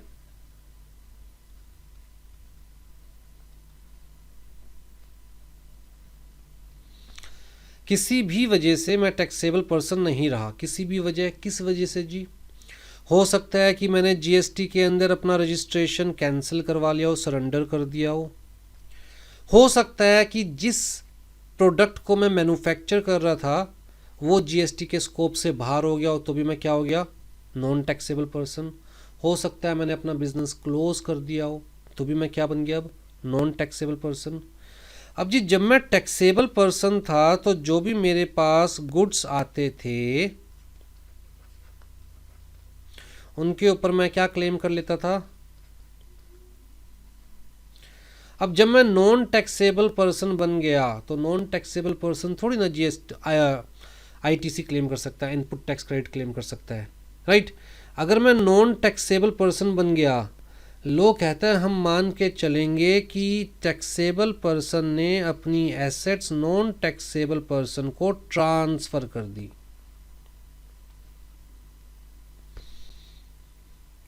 लोग क्या कह रहे हैं, हम मान के चलेंगे आप पहले एज टैक्सेबल पर्सन एक डिफरेंट पर्सन थे, एज नॉन टैक्सेबल पर्सन आप अब एक डिफरेंट पर्सन है। जो आपने बिजनेस में एसेट परचेज की थी उसके नाम का आपको इनपुट टैक्स क्रेडिट मिल गया था, तो इफेक्टिवली आपकी जेब से कोई टैक्स पे नहीं हुआ था। जितना आपने टैक्स पे किया था उसका क्रेडिट ले लिया। अब आप नॉन टैक्सेबल पर्सन बन गए हो तो भैया आपकी जितनी भी एसेट है, जब आप नॉन टैक्सेबल पर्सन बने, आपकी जितनी भी एसेट है उसके ऊपर चुपचाप हमें जीएसटी दे दीजिए, क्योंकि जब आप टैक्सेबल पर्सन थे तो जो आपने जीएसटी पे किया था उसके नाम का आपने क्रेडिट भी ले लिया था, तो इफेक्टिवली आपकी तरफ से हमें टैक्स नहीं मिला था। अब आप नॉन टैक्सेबल पर्सन बन गए तो जितनी भी एट प्रेजेंट आपके बिजनेस में एसेट है उसके ऊपर आप हमें जीएसटी पे कर दीजिए, राइट। तो सप्लाई ऑफ गुड कंसीडर किया जाएगा इसे from taxable person to non taxable person, चाहे वो पर्सन एक ही है। Where any person ceases to be a taxable person, मतलब पहले टैक्सेबल पर्सन था अब टैक्सेबल पर्सन नहीं रहा। Any goods forming part of the asset of any business carried on by him shall be deemed to be supplied by him in the course or furtherance of his business immediately before he ceases to be a taxable person. ठीक है, तो उसका logic मैंने आपको समझा दिया क्यों ऐसा कहा गया, क्योंकि भैया जब आप टैक्सेबल पर्सन थे, जो भी आपने बिजनेस में एसेट परचेज की थी, इनपुट कहकर आपने उसका क्रेडिट ले लिया सारे टैक्स का, तो इफेक्टिवली उस वक्त आपकी जेब से कोई टैक्स नहीं गया था। अब आप नॉन टैक्सेबल पर्सन हो गए, आप outside the scope of GST हो गए, तो भैया आपको जितनी भी एट प्रेजेंट आपके पास एसेट्स है उन सब के ऊपर जीएसटी पे करना पड़ेगा। हम उसको ट्रांसफ़र कंसीडर करेंगे from taxable person to non taxable person. हाँ, अगर आपने अपना बिजनेस ही किसी और को बेच दिया फिर तो बात अलग है। अगर आपने अपना बिजनेस किसी और को बेच दिया, आप क्या हो, कहता है जी फिलहाल टैक्सेबल पर्सन, आपने अपना बिजनेस किसी और को बेच दिया दूसरे टैक्सेबल पर्सन को, अब आप कोई बिजनेस नहीं कर रहे तो आप क्या हो गए, नॉन टैक्सेबल पर्सन। कहता कोई दिक्कत नहीं है हमें, टैक्सेबल पर्सन से टैक्सेबल पर्सन को एसेट गई है तो भैया कोई दिक्कत नहीं है, ठीक है। या फिर आप फॉर द टाइम बिंग अपने बिजनेस को कंटिन्यू नहीं कर रहे, बल्कि आपका कोई और रिप्रेजेंटेटिव बिजनेस को कंटिन्यू कर रहा है, लेट्स से आपका बेटा अब आपके बिजनेस को कंटिन्यू कर रहा है और आपका बेटा टैक्सेबल पर्सन है, तो भी हमें कोई दिक्कत नहीं है, राइट। लेकिन अगर टैक्सेबल से नॉन टैक्सेबल को जा रहा है, चाहे वो आप खुद हो या कोई और, हमें कोई फ़र्क नहीं पड़ता, भैया जीएसटी पे कर दीजिए, क्योंकि जब आप टैक्सेबल पर्सन थे तो आप सारा इनपुट टैक्स क्रेडिट ले चुके हो, जितना भी आपने टैक्स पे किया था उसके नाम का। ठीक है जी, आ जाओ जी। यहाँ स्पेसिफिकली हेडिंग दे दी supply of service, renting of immovable property, supply of service. कहता है construction of a complex building, civil structure or part thereof including complex और building intended for sale to buyer wholly और partly except where the consideration entire consideration has been received after issuance of completion certificate where required by the competent authority or after its first occupation whichever is earlier। Point को समझने की कोशिश कीजिए। मैं एक property dealer हूँ, in fact builder हूँ, ठीक है, और मैं एक बिल्डिंग बना रहा हूँ 5 स्टोरी, 1 2 3 4 5 स्टोरी बिल्डिंग बना रहा हूँ मैं, ठीक है जी। और ये सारे रेजिडेंशियल फ्लैट्स हैं, तो जी मैं फ्लैट्स बेचूंगा, सिंपल सी बात है, बनाऊंगा और इनको बेचूंगा। लोगों ने कहा देखियो दो सिनेरियो है। पहला सिनेरियो क्या है कि आप इन फ्लैट्स को बना लीजिए पहले अच्छे से,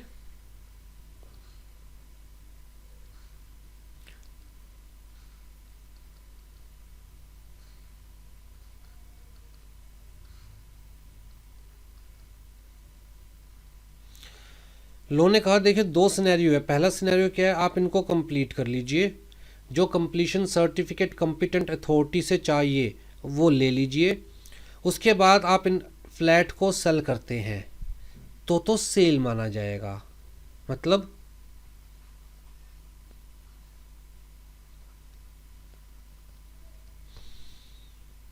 लेकिन आपने अभी ज़मीन परचेज़ की है, ज़मीन परचेज़ करने के बाद आप एडवांस बुकिंग करना शुरू कर दिया आपने। आपके पास मिस्टर एक्स आते हैं, जी फर्स्ट फ्लोर तो मैं परचेज़ करूँगा, कितने का पड़ेगा? मैंने कहा जी 1 करोड़ रुपए का, लेकिन आपको 50 लाख रुपए एडवांस देने पड़ेंगे। उसने कहा कोई दिक्कत नहीं जी, 50 लाख रुपए एडवांस पकड़ो, फर्स्ट फ्लोर मेरा है। अच्छा मेरे हिसाब से कस्टमाइज़ कर दीजिएगा, टाइल्स ये वाली लगवा दीजिएगा, बाथरूम में ये फिटिंग्स लगवा दीजिएगा, राइट, और फर्नीचर इस क्वालिटी का होना चाहिए, ऐसा होना चाहिए। तो मैंने कहा कोई दिक्कत नहीं है, मैं आपके हिसाब से कस्टमाइज़ कर दूंगा, राइट। तो यहाँ पर एक्चुअल में फ्लैट कंप्लीट होने के बाद मैं सामने वाले को नहीं बेच रहा हूँ, बल्कि सामने वाले के अकॉर्डिंग फ्लैट बना के दे रहा हूँ। ऊपर वाले में और नीचे वाले में फ़र्क समझ रहे हो? एक चीज़ कंप्लीट हो चुकी उसके बाद आप बेच रहे हो, दूसरी चीज़ आप सामने वाले के हिसाब से कस्टमाइज़ कर रहे हो बनाते बनाते। लोगों ने कहा ऐसा सिनेरियो है तो सप्लाई ऑफ सर्विस कंसीडर किया जाएगा।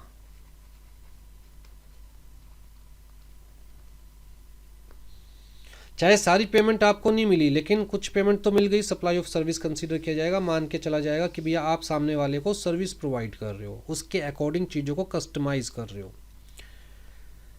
तो ध्यान से देखिए, कहता है construction of complex building, civil structure और a part thereof, including a complex और building intending for sale to a buyer wholly और पार्टली।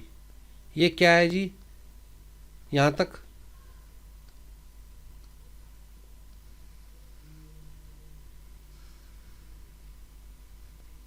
सप्लाई ऑफ सर्विस, ठीक। हाँ, अगर आप पूरा का पूरा जो कंसीडरेशन है वो आफ्टर कंप्लीशन लेते हो, आफ्टर कंप्लीशन लेते हो, पहले आपने पूरा कंप्लीट कर लिया, उसके बाद सामने वाले को बेच रहे हो, फिर हम सप्लाई ऑफ गुड्स कंसीडर करेंगे। लेकिन अगर बनाते बनाते सामने वाले से पैसे पकड़ लिए तो मान के चलेंगे उसके अकॉर्डिंग चीज़ों को बना रहे हो, आप उसे सर्विस प्रोवाइड कर रहे हो। ठीक है जी, आ जाइए जी। टेम्परेरी ट्रांसफ़र या परमिटिंग द यूज़ ऑफ और enjoyment of any intellectual property rights. तो बट ऑब्वियस सी बात है, टेम्परेरी का मतलब वापस सामने वाले की चीज़ वापस आ जानी है, तो supply of service. Development, design, programming, customisation, adoption, upgradation, enhancement, implementation of information technology software. तो जी मैं आपके लिए कोई सॉफ्टवेयर डेवलप कर रहा हूँ, आपके लिए डिज़ाइन कर रहा हूँ, स्पेसिफिक आपकी रिक्वायरमेंट के हिसाब से प्रोग्रामिंग कर रहा हूँ, कस्टमाइज़ कर रहा हूँ, तो मैं आपको सर्विस सप्लाई कर रहा हूँ। अगर बने बनाए सॉफ्टवेयर को आपको बेचता और आप उसे एज इट इज़ यूज़ करते तो वो क्या था? Supply of goods. अगर एडोब फोटोशॉप परचेज करोगे जो कि बना बनाया है तो वो क्या है? Supply of goods. लेकिन अपने अकॉर्डिंग चीज़ों को कस्टमाइज़ करवाओगे, डेवलप करवाओगे, डिज़ाइन करवाओगे, प्रोग्रामिंग करवाओगे, तो वो क्या है? Supply of service. Agreeing to the obligation to refrain from an act, कुछ ना करना, to tolerate an act or situation, कुछ बर्दाश्त करना, और टू डू एन एक्ट, कुछ करना, क्या है? Supply of service.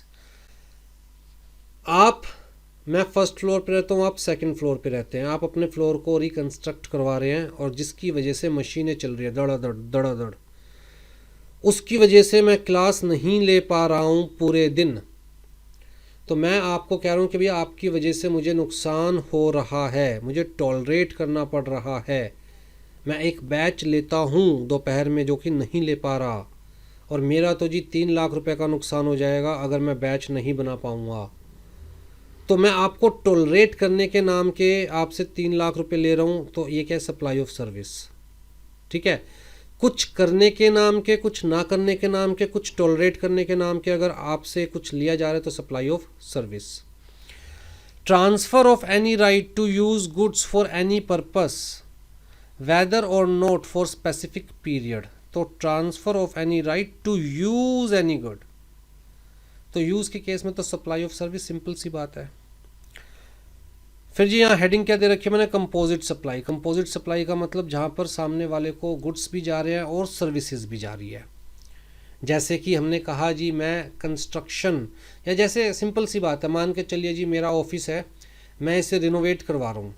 अब जी रिनोवेट करवाने में हम लोग क्या करते हैं? ठेका दे देते हैं। बोल भैया सामान भी तेरा, लेबर भी तेरी, कितने में कंप्लीट करके देगा? सामने वाला कह रहा है जी 5 लाख रुपए में। अब 5 लाख रुपए में सिर्फ वो मुझे लेबर नहीं दे रहा है बल्कि सामान भी उसी का है, तो मतलब ये 5 लाख रुपए वो मुझे मटेरियल भी देगा प्लस अपनी लेबर भी देगा। तो कंपोजिट सप्लाई। लो ने कहा कन्फ्यूजन दूर करो कि जी इसमें से क्या सप्लाई ऑफ गुड्स है, क्या सप्लाई ऑफ सर्विस है। लो ने कहा इस पूरे को सप्लाई ऑफ सर्विस कंसीडर किया जाएगा। और इस टाइप के कॉन्ट्रैक्ट को हम क्या बोलते हैं? Work contract. नीचे डिफाइन भी किया हुआ है, ध्यान से देखिएगा। Work contract means contract for building, construction, fabrication, completion, erection, installation, fitting out, improvement, modification, repair, maintenance, innovation, alteration और commissioning of any immovable property wherein transfer of property in goods is involved in the execution of such contract। ठीक, तो इस type के contract को क्या बोलते हैं? Work contract, जहां पर सामने वाला सिर्फ और सिर्फ अपनी लेबर नहीं दे रहा है बल्कि मटेरियल भी यूज़ कर रहा है हमारा काम करने के लिए। तो मटेरियल की ओनरशिप ट्रांसफ़र हो रही है प्लस लेबर के फॉर्म में सर्विसेज दी जा रही है।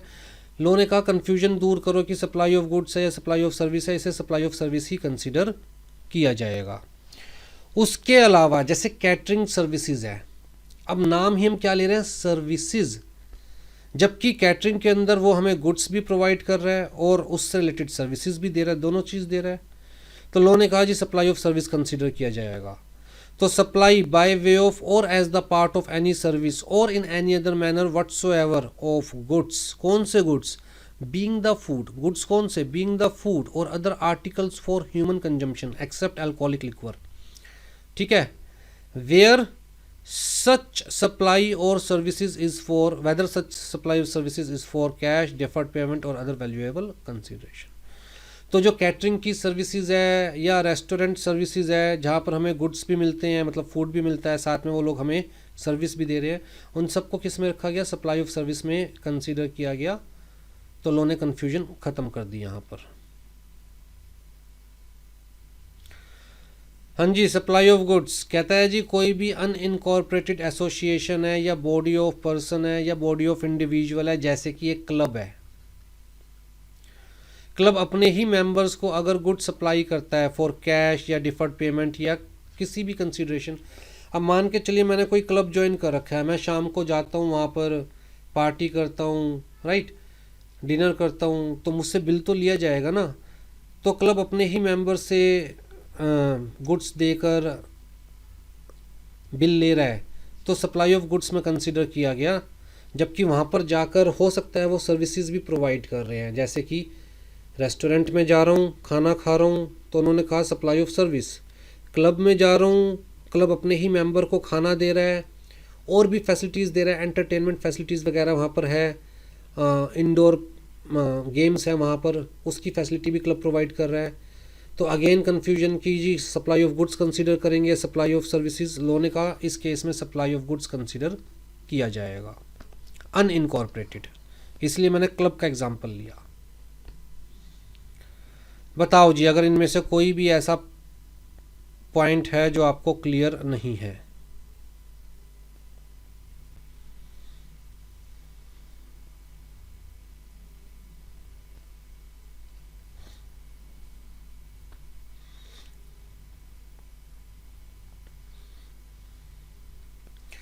चलिए जी, फिर हम क्या पढ़ रहे हैं? शेड्यूल 3। शेड्यूल 3 में कौन सी एक्टिविटीज़ बताई हुई है? Which are outside the scope of supply. तो अगर आप ध्यान से देखेंगे एक्चुअल में सप्लाई है ही नहीं इनमें से कुछ भी। Services by an employee to the employer. अब जी एम्प्लॉयमेंट में अगर एम्प्लॉई की सर्विसेज एम्प्लॉयर के लिए जो दी जा रही है उसे सप्लाई कंसीडर करेंगे, तो जब सैलरी मिलेगी तो उसमें जीएसटी एप्लीकेबल हो जाएगी, राइट। तो that is not supply of service. तो सर्विसेज बाय एनी कोर्ट और tribunal established under by any law for the timing in force. फिर जी functions performed by the MPs, MLAs, member of panchayat, member of municipality, right, member of local authority, duties performed by any person in persons of the position held by that person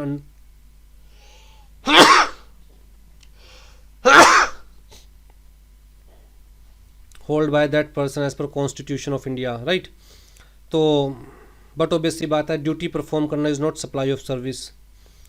duty performed by a person as the chairperson or member or director in any body established by the central government or state government या local authority, जैसे कि कोई DDA का chairperson है, RBI का director है, अगर वो एम्प्लॉई नहीं है, who is not deemed to be an employee, तो भी कहता है जी वो अपनी ड्यूटी परफॉर्म कर रहा है, ड्यूटी परफॉर्म करने में सप्लाई ऑफ सर्विस कंसिडर नहीं की जाएगी, ठीक है। फिर जी इन्होंने ये बड़ी कृपा करी कि जीएसटी के स्कोप से इन चीज़ों को बाहर रखा। फ्यूनरल, बैरियल, क्रीमेटोरियम मतलब मोर्चरी की सर्विसेज है, इनको जीएसटी के स्कोप से बाहर रखा। इंक्लूडिंग अगर कोई आदमी मरता है और उसको कहता है शमशान घाट ले जाने के लिए ट्रांसपोर्टेशन फैसिलिटी प्रोवाइड की जाती है, तो उनके ऊपर जीएसटी एप्लीकेबल नहीं होगी, ठीक। वरना इनका बस चलता तो इवन मुर्दे से भी जीएसटी ले लेते। हाँ जी, उसके अलावा जी सेल ऑफ लैंड, कहता है सेल ऑफ लैंड को बाहर रखा गया है subject to clause B of paragraph 5 of schedule 2।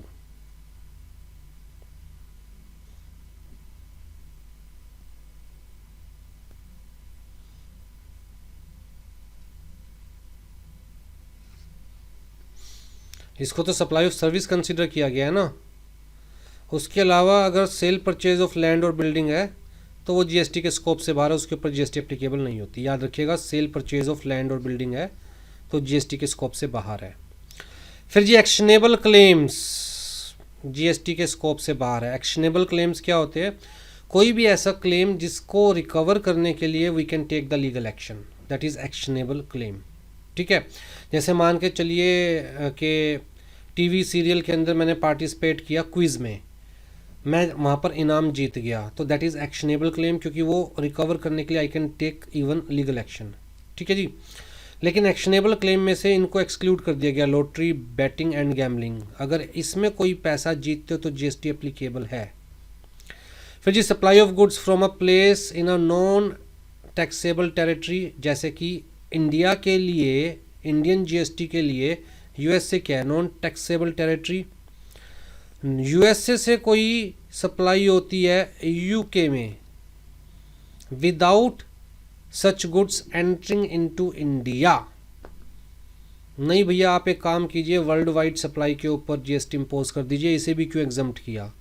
Power ही नहीं है गवर्नमेंट की इनके ऊपर टैक्स लगाने की, जो चीज़ इंडिया में एंटर ही नहीं कर रही उसके ऊपर टैक्स इम्पोज करने की गवर्नमेंट की पावर नहीं है। फिर भी इन्होंने देखिए लिस्ट लंबी करने के लिए कि हमने क्या क्या एक्सक्लूड कर रखा है, ये पॉइंट भी लिख दिया। फिर जी supply of warehoused goods to any person before clearance for home consumption, ध्यान से देखिएगा, बहुत इंपॉर्टेंट चीज़ बताने जा रहा हूँ।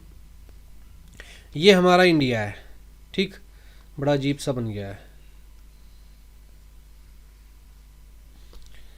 अब जी यहाँ पर लेट्स से शिप के थ्रू कुछ सामान आता है, ये हमारा कस्टम बैरियर है,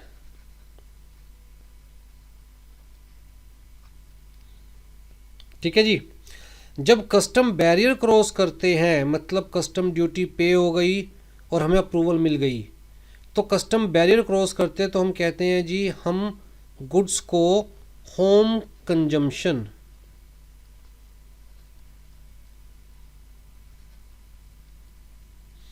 के लिए अप्रूव करवा लिया हमने गुड्स को। जब तक गुड्स होम कंजम्पशन के लिए अप्रूव नहीं होते कस्टम में रहते हैं। कस्टम का मतलब ये जो पोर्ट पर एरिया है, ये पूरा एरिया क्या है, कस्टम। कस्टम का जो एरिया है मान के चलिए आउटसाइड इंडिया कंसीडर किया जाता है। तो जब होम कंजम्पशन होती है तो मान के चलते हैं इंडिया में एंटर कर गए गुड्स, जब तक होम कंजम्पशन के लिए कस्टम बैरियर क्रॉस नहीं होंगे तब तक गुड्स आउटसाइड इंडिया कंसीडर किए जाएंगे। अब जी यहाँ पर जो कस्टम का एरिया, यहाँ वेयर हाउसेज भी है, आप चाहे तो बाहर की बाहर कस्टम एरिया में सामान को स्टोर कर सकते हैं। बहुत सारे रीजंस होते हैं, मैंने बाहर से कोई कंसाइनमेंट मंगाया और बाहर की बाहर उसे मतलब इंडिया में मंगा के बाहर की बाहर मुझे यूके भेजना है, तो मैं इंडिया में कस्टम ड्यूटी क्यों पे करूँगा, बाहर की बाहर मैं कहाँ भेज दूँगा, यूके भेज दूँगा।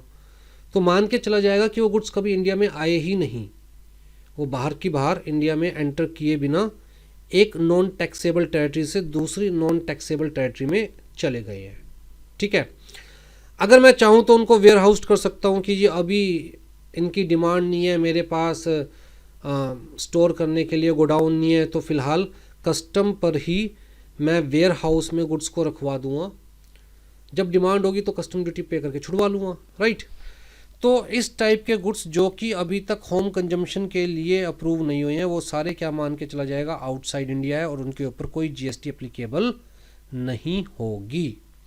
तो supply of warehoused goods to any person before clearance for home consumption, supply of goods by the consignee by endorsement, consignee किसी और को बाहर की बाहर गुड्स सप्लाई कर रहा है, अभी गुड्स कहाँ पर है, कहता है यहाँ पर इस एरिया में है, होम कंजम्पशन के लिए अभी हुए नहीं है। इवन हाई टाइड्स में भी ट्रांजैक्शन होती है, हाई टाइड्स का मतलब यहाँ पर समुंदर में outside the territorial water of India even transaction हो रही है हाई टाइड्स के अंदर। बाहर की बाहर क्या करते हैं, शिप के शिप बाहर से मैंने इंपोर्ट किया सामान पूरा शिप भर के, तो मुझे कॉल आया जी ये सामान बाहर की बार मुझे दे दीजिए, मैंने बाहर की बार उसको बेच दिया, कस्टम से क्लियर भी नहीं करवाया, मैंने उससे कहा भैया ठीक है क्लियर भी तू ही करवाएगा कस्टम से, बोला ठीक है मुझे मंजूर है। तो इवन उस केस में क्योंकि वो आउटसाइड इंडिया है, अभी तक कस्टम से क्लियर नहीं हुआ फॉर होम कंजम्पशन, तो आउटसाइड इंडिया जो भी ट्रांजैक्शंस हो रही है उनके ऊपर कोई जीएसटी एप्लीकेबल नहीं है before clearance for home consumption. ठीक है जी, उसके अलावा सेंट्रल गवर्नमेंट, स्टेट गवर्नमेंट या local authorities as public authority कोई भी सर्विसेज प्रोवाइड कर रही है तो उसे भी outside the scope of GST रखा गया। इसके अंदर सेंट्रल गवर्नमेंट ने नोटिफाई किया है फंक्शन एंट्रस्टेड टू पंचायत, तो पंचायत कोई भी काम करती है, कोई भी सर्विसेज प्रोवाइड करती है with in the scope of his it's authority, तो उसके ऊपर कोई जीएसटी एप्लीकेबल नहीं है। तो इन चीज़ों को छोड़कर और ऊपर जो हमने आइटम्स पढ़ी थी उन आइटम्स को छोड़कर, कौन से आइटम्स पढ़ी थी जी हमने, इलेक्ट्रिसिटी पढ़ी थी हमने मोटर व्हीकल टैक्सेशन पढ़ा था, वो अभी तक उसके ऊपर जीएसटी एप्लीकेबल नहीं है। हमने और क्या पढ़ा था, कहाँ गया, ये रहा, entertainment tax collected by local bodies, ये चीज़ें, motor vehicle tax, property tax जैसे कि स्टैम्प ड्यूटी वगैरह, इलेक्ट्रिसिटी और alcoholic liquor for human consumption, इनके ऊपर जीएसटी एप्लीकेबल नहीं है। उसके अलावा जी ये जो ट्रांजैक्शंस है इनके ऊपर जीएसटी एप्लीकेबल नहीं है, बाकी हर चीज़ के ऊपर जीएसटी एप्लीकेबल है।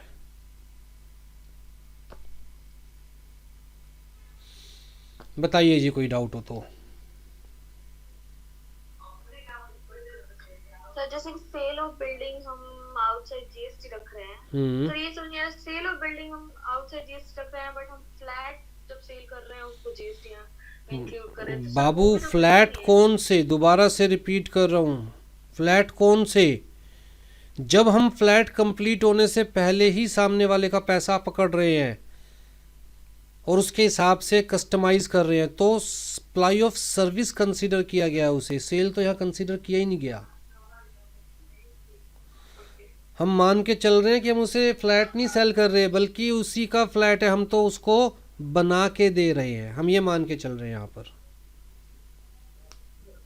चाहे ज़मीन मैंने परचेज करी है, चाहे बनाने का काम मैंने शुरू किया है, लेकिन अगर बीच में मैंने आपसे पैसे पकड़ लिए फ्लैट के नाम के, तो लोग कह रहे हैं हम मान के चलेंगे भैया इसी का है सब कुछ, आप तो बस इसे बना के दे रहे हैं जिसके नाम के आप पैसे ले रहे हैं। और आफ्टर कंप्लीशन पूरा अगर फ्लैट पूरा को सेल कंप्लीट करके। होने के बाद हम सामने वाले से पैसे पकड़ते हैं तो वो सेल हो जाती है, वो outside the scope of GST है। ओके।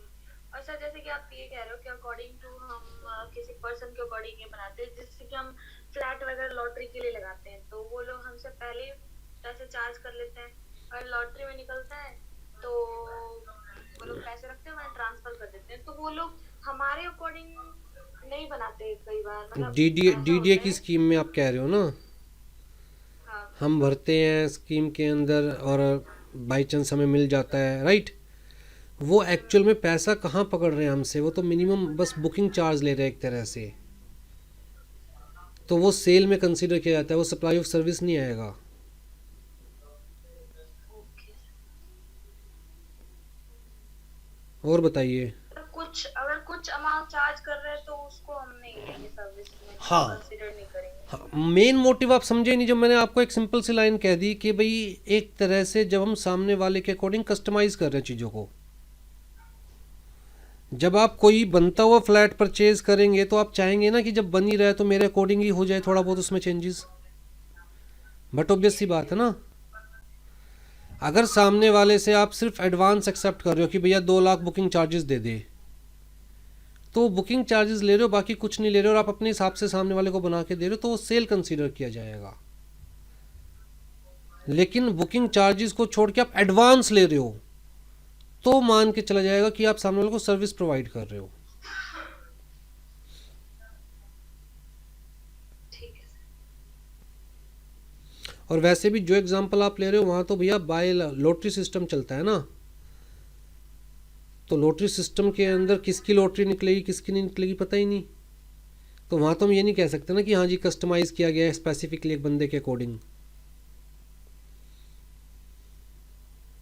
क्लियर है? और बताइए कोई डाउट हो तो। लॉटरी निकलने के बाद फ्लैट तैयार होता है ना, तो उसमें हम कर सकते हैं। नहीं कर सकते, कोई कोई डिमांड करे तो एक्स्ट्रा चार्ज करते हैं, मैं भी पता नहीं था। नहीं कर सकते अगर डीडीए के फ्लैट्स की बात कर रहे हैं तो, और लॉटरी सिस्टम डीडीए के फ्लैट्स में ही चलता है, प्राइवेट फ्लैट्स में नहीं चलता।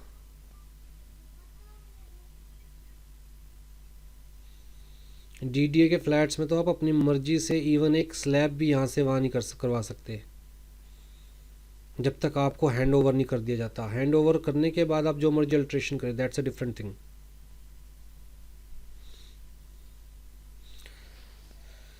चलिए जी, फिर कल मिलते हैं। होपफुली चीज़ें समझ में आई, थोड़ी थोड़ी समझ में आनी शुरू तो हुई कम से कम, आई थिंक।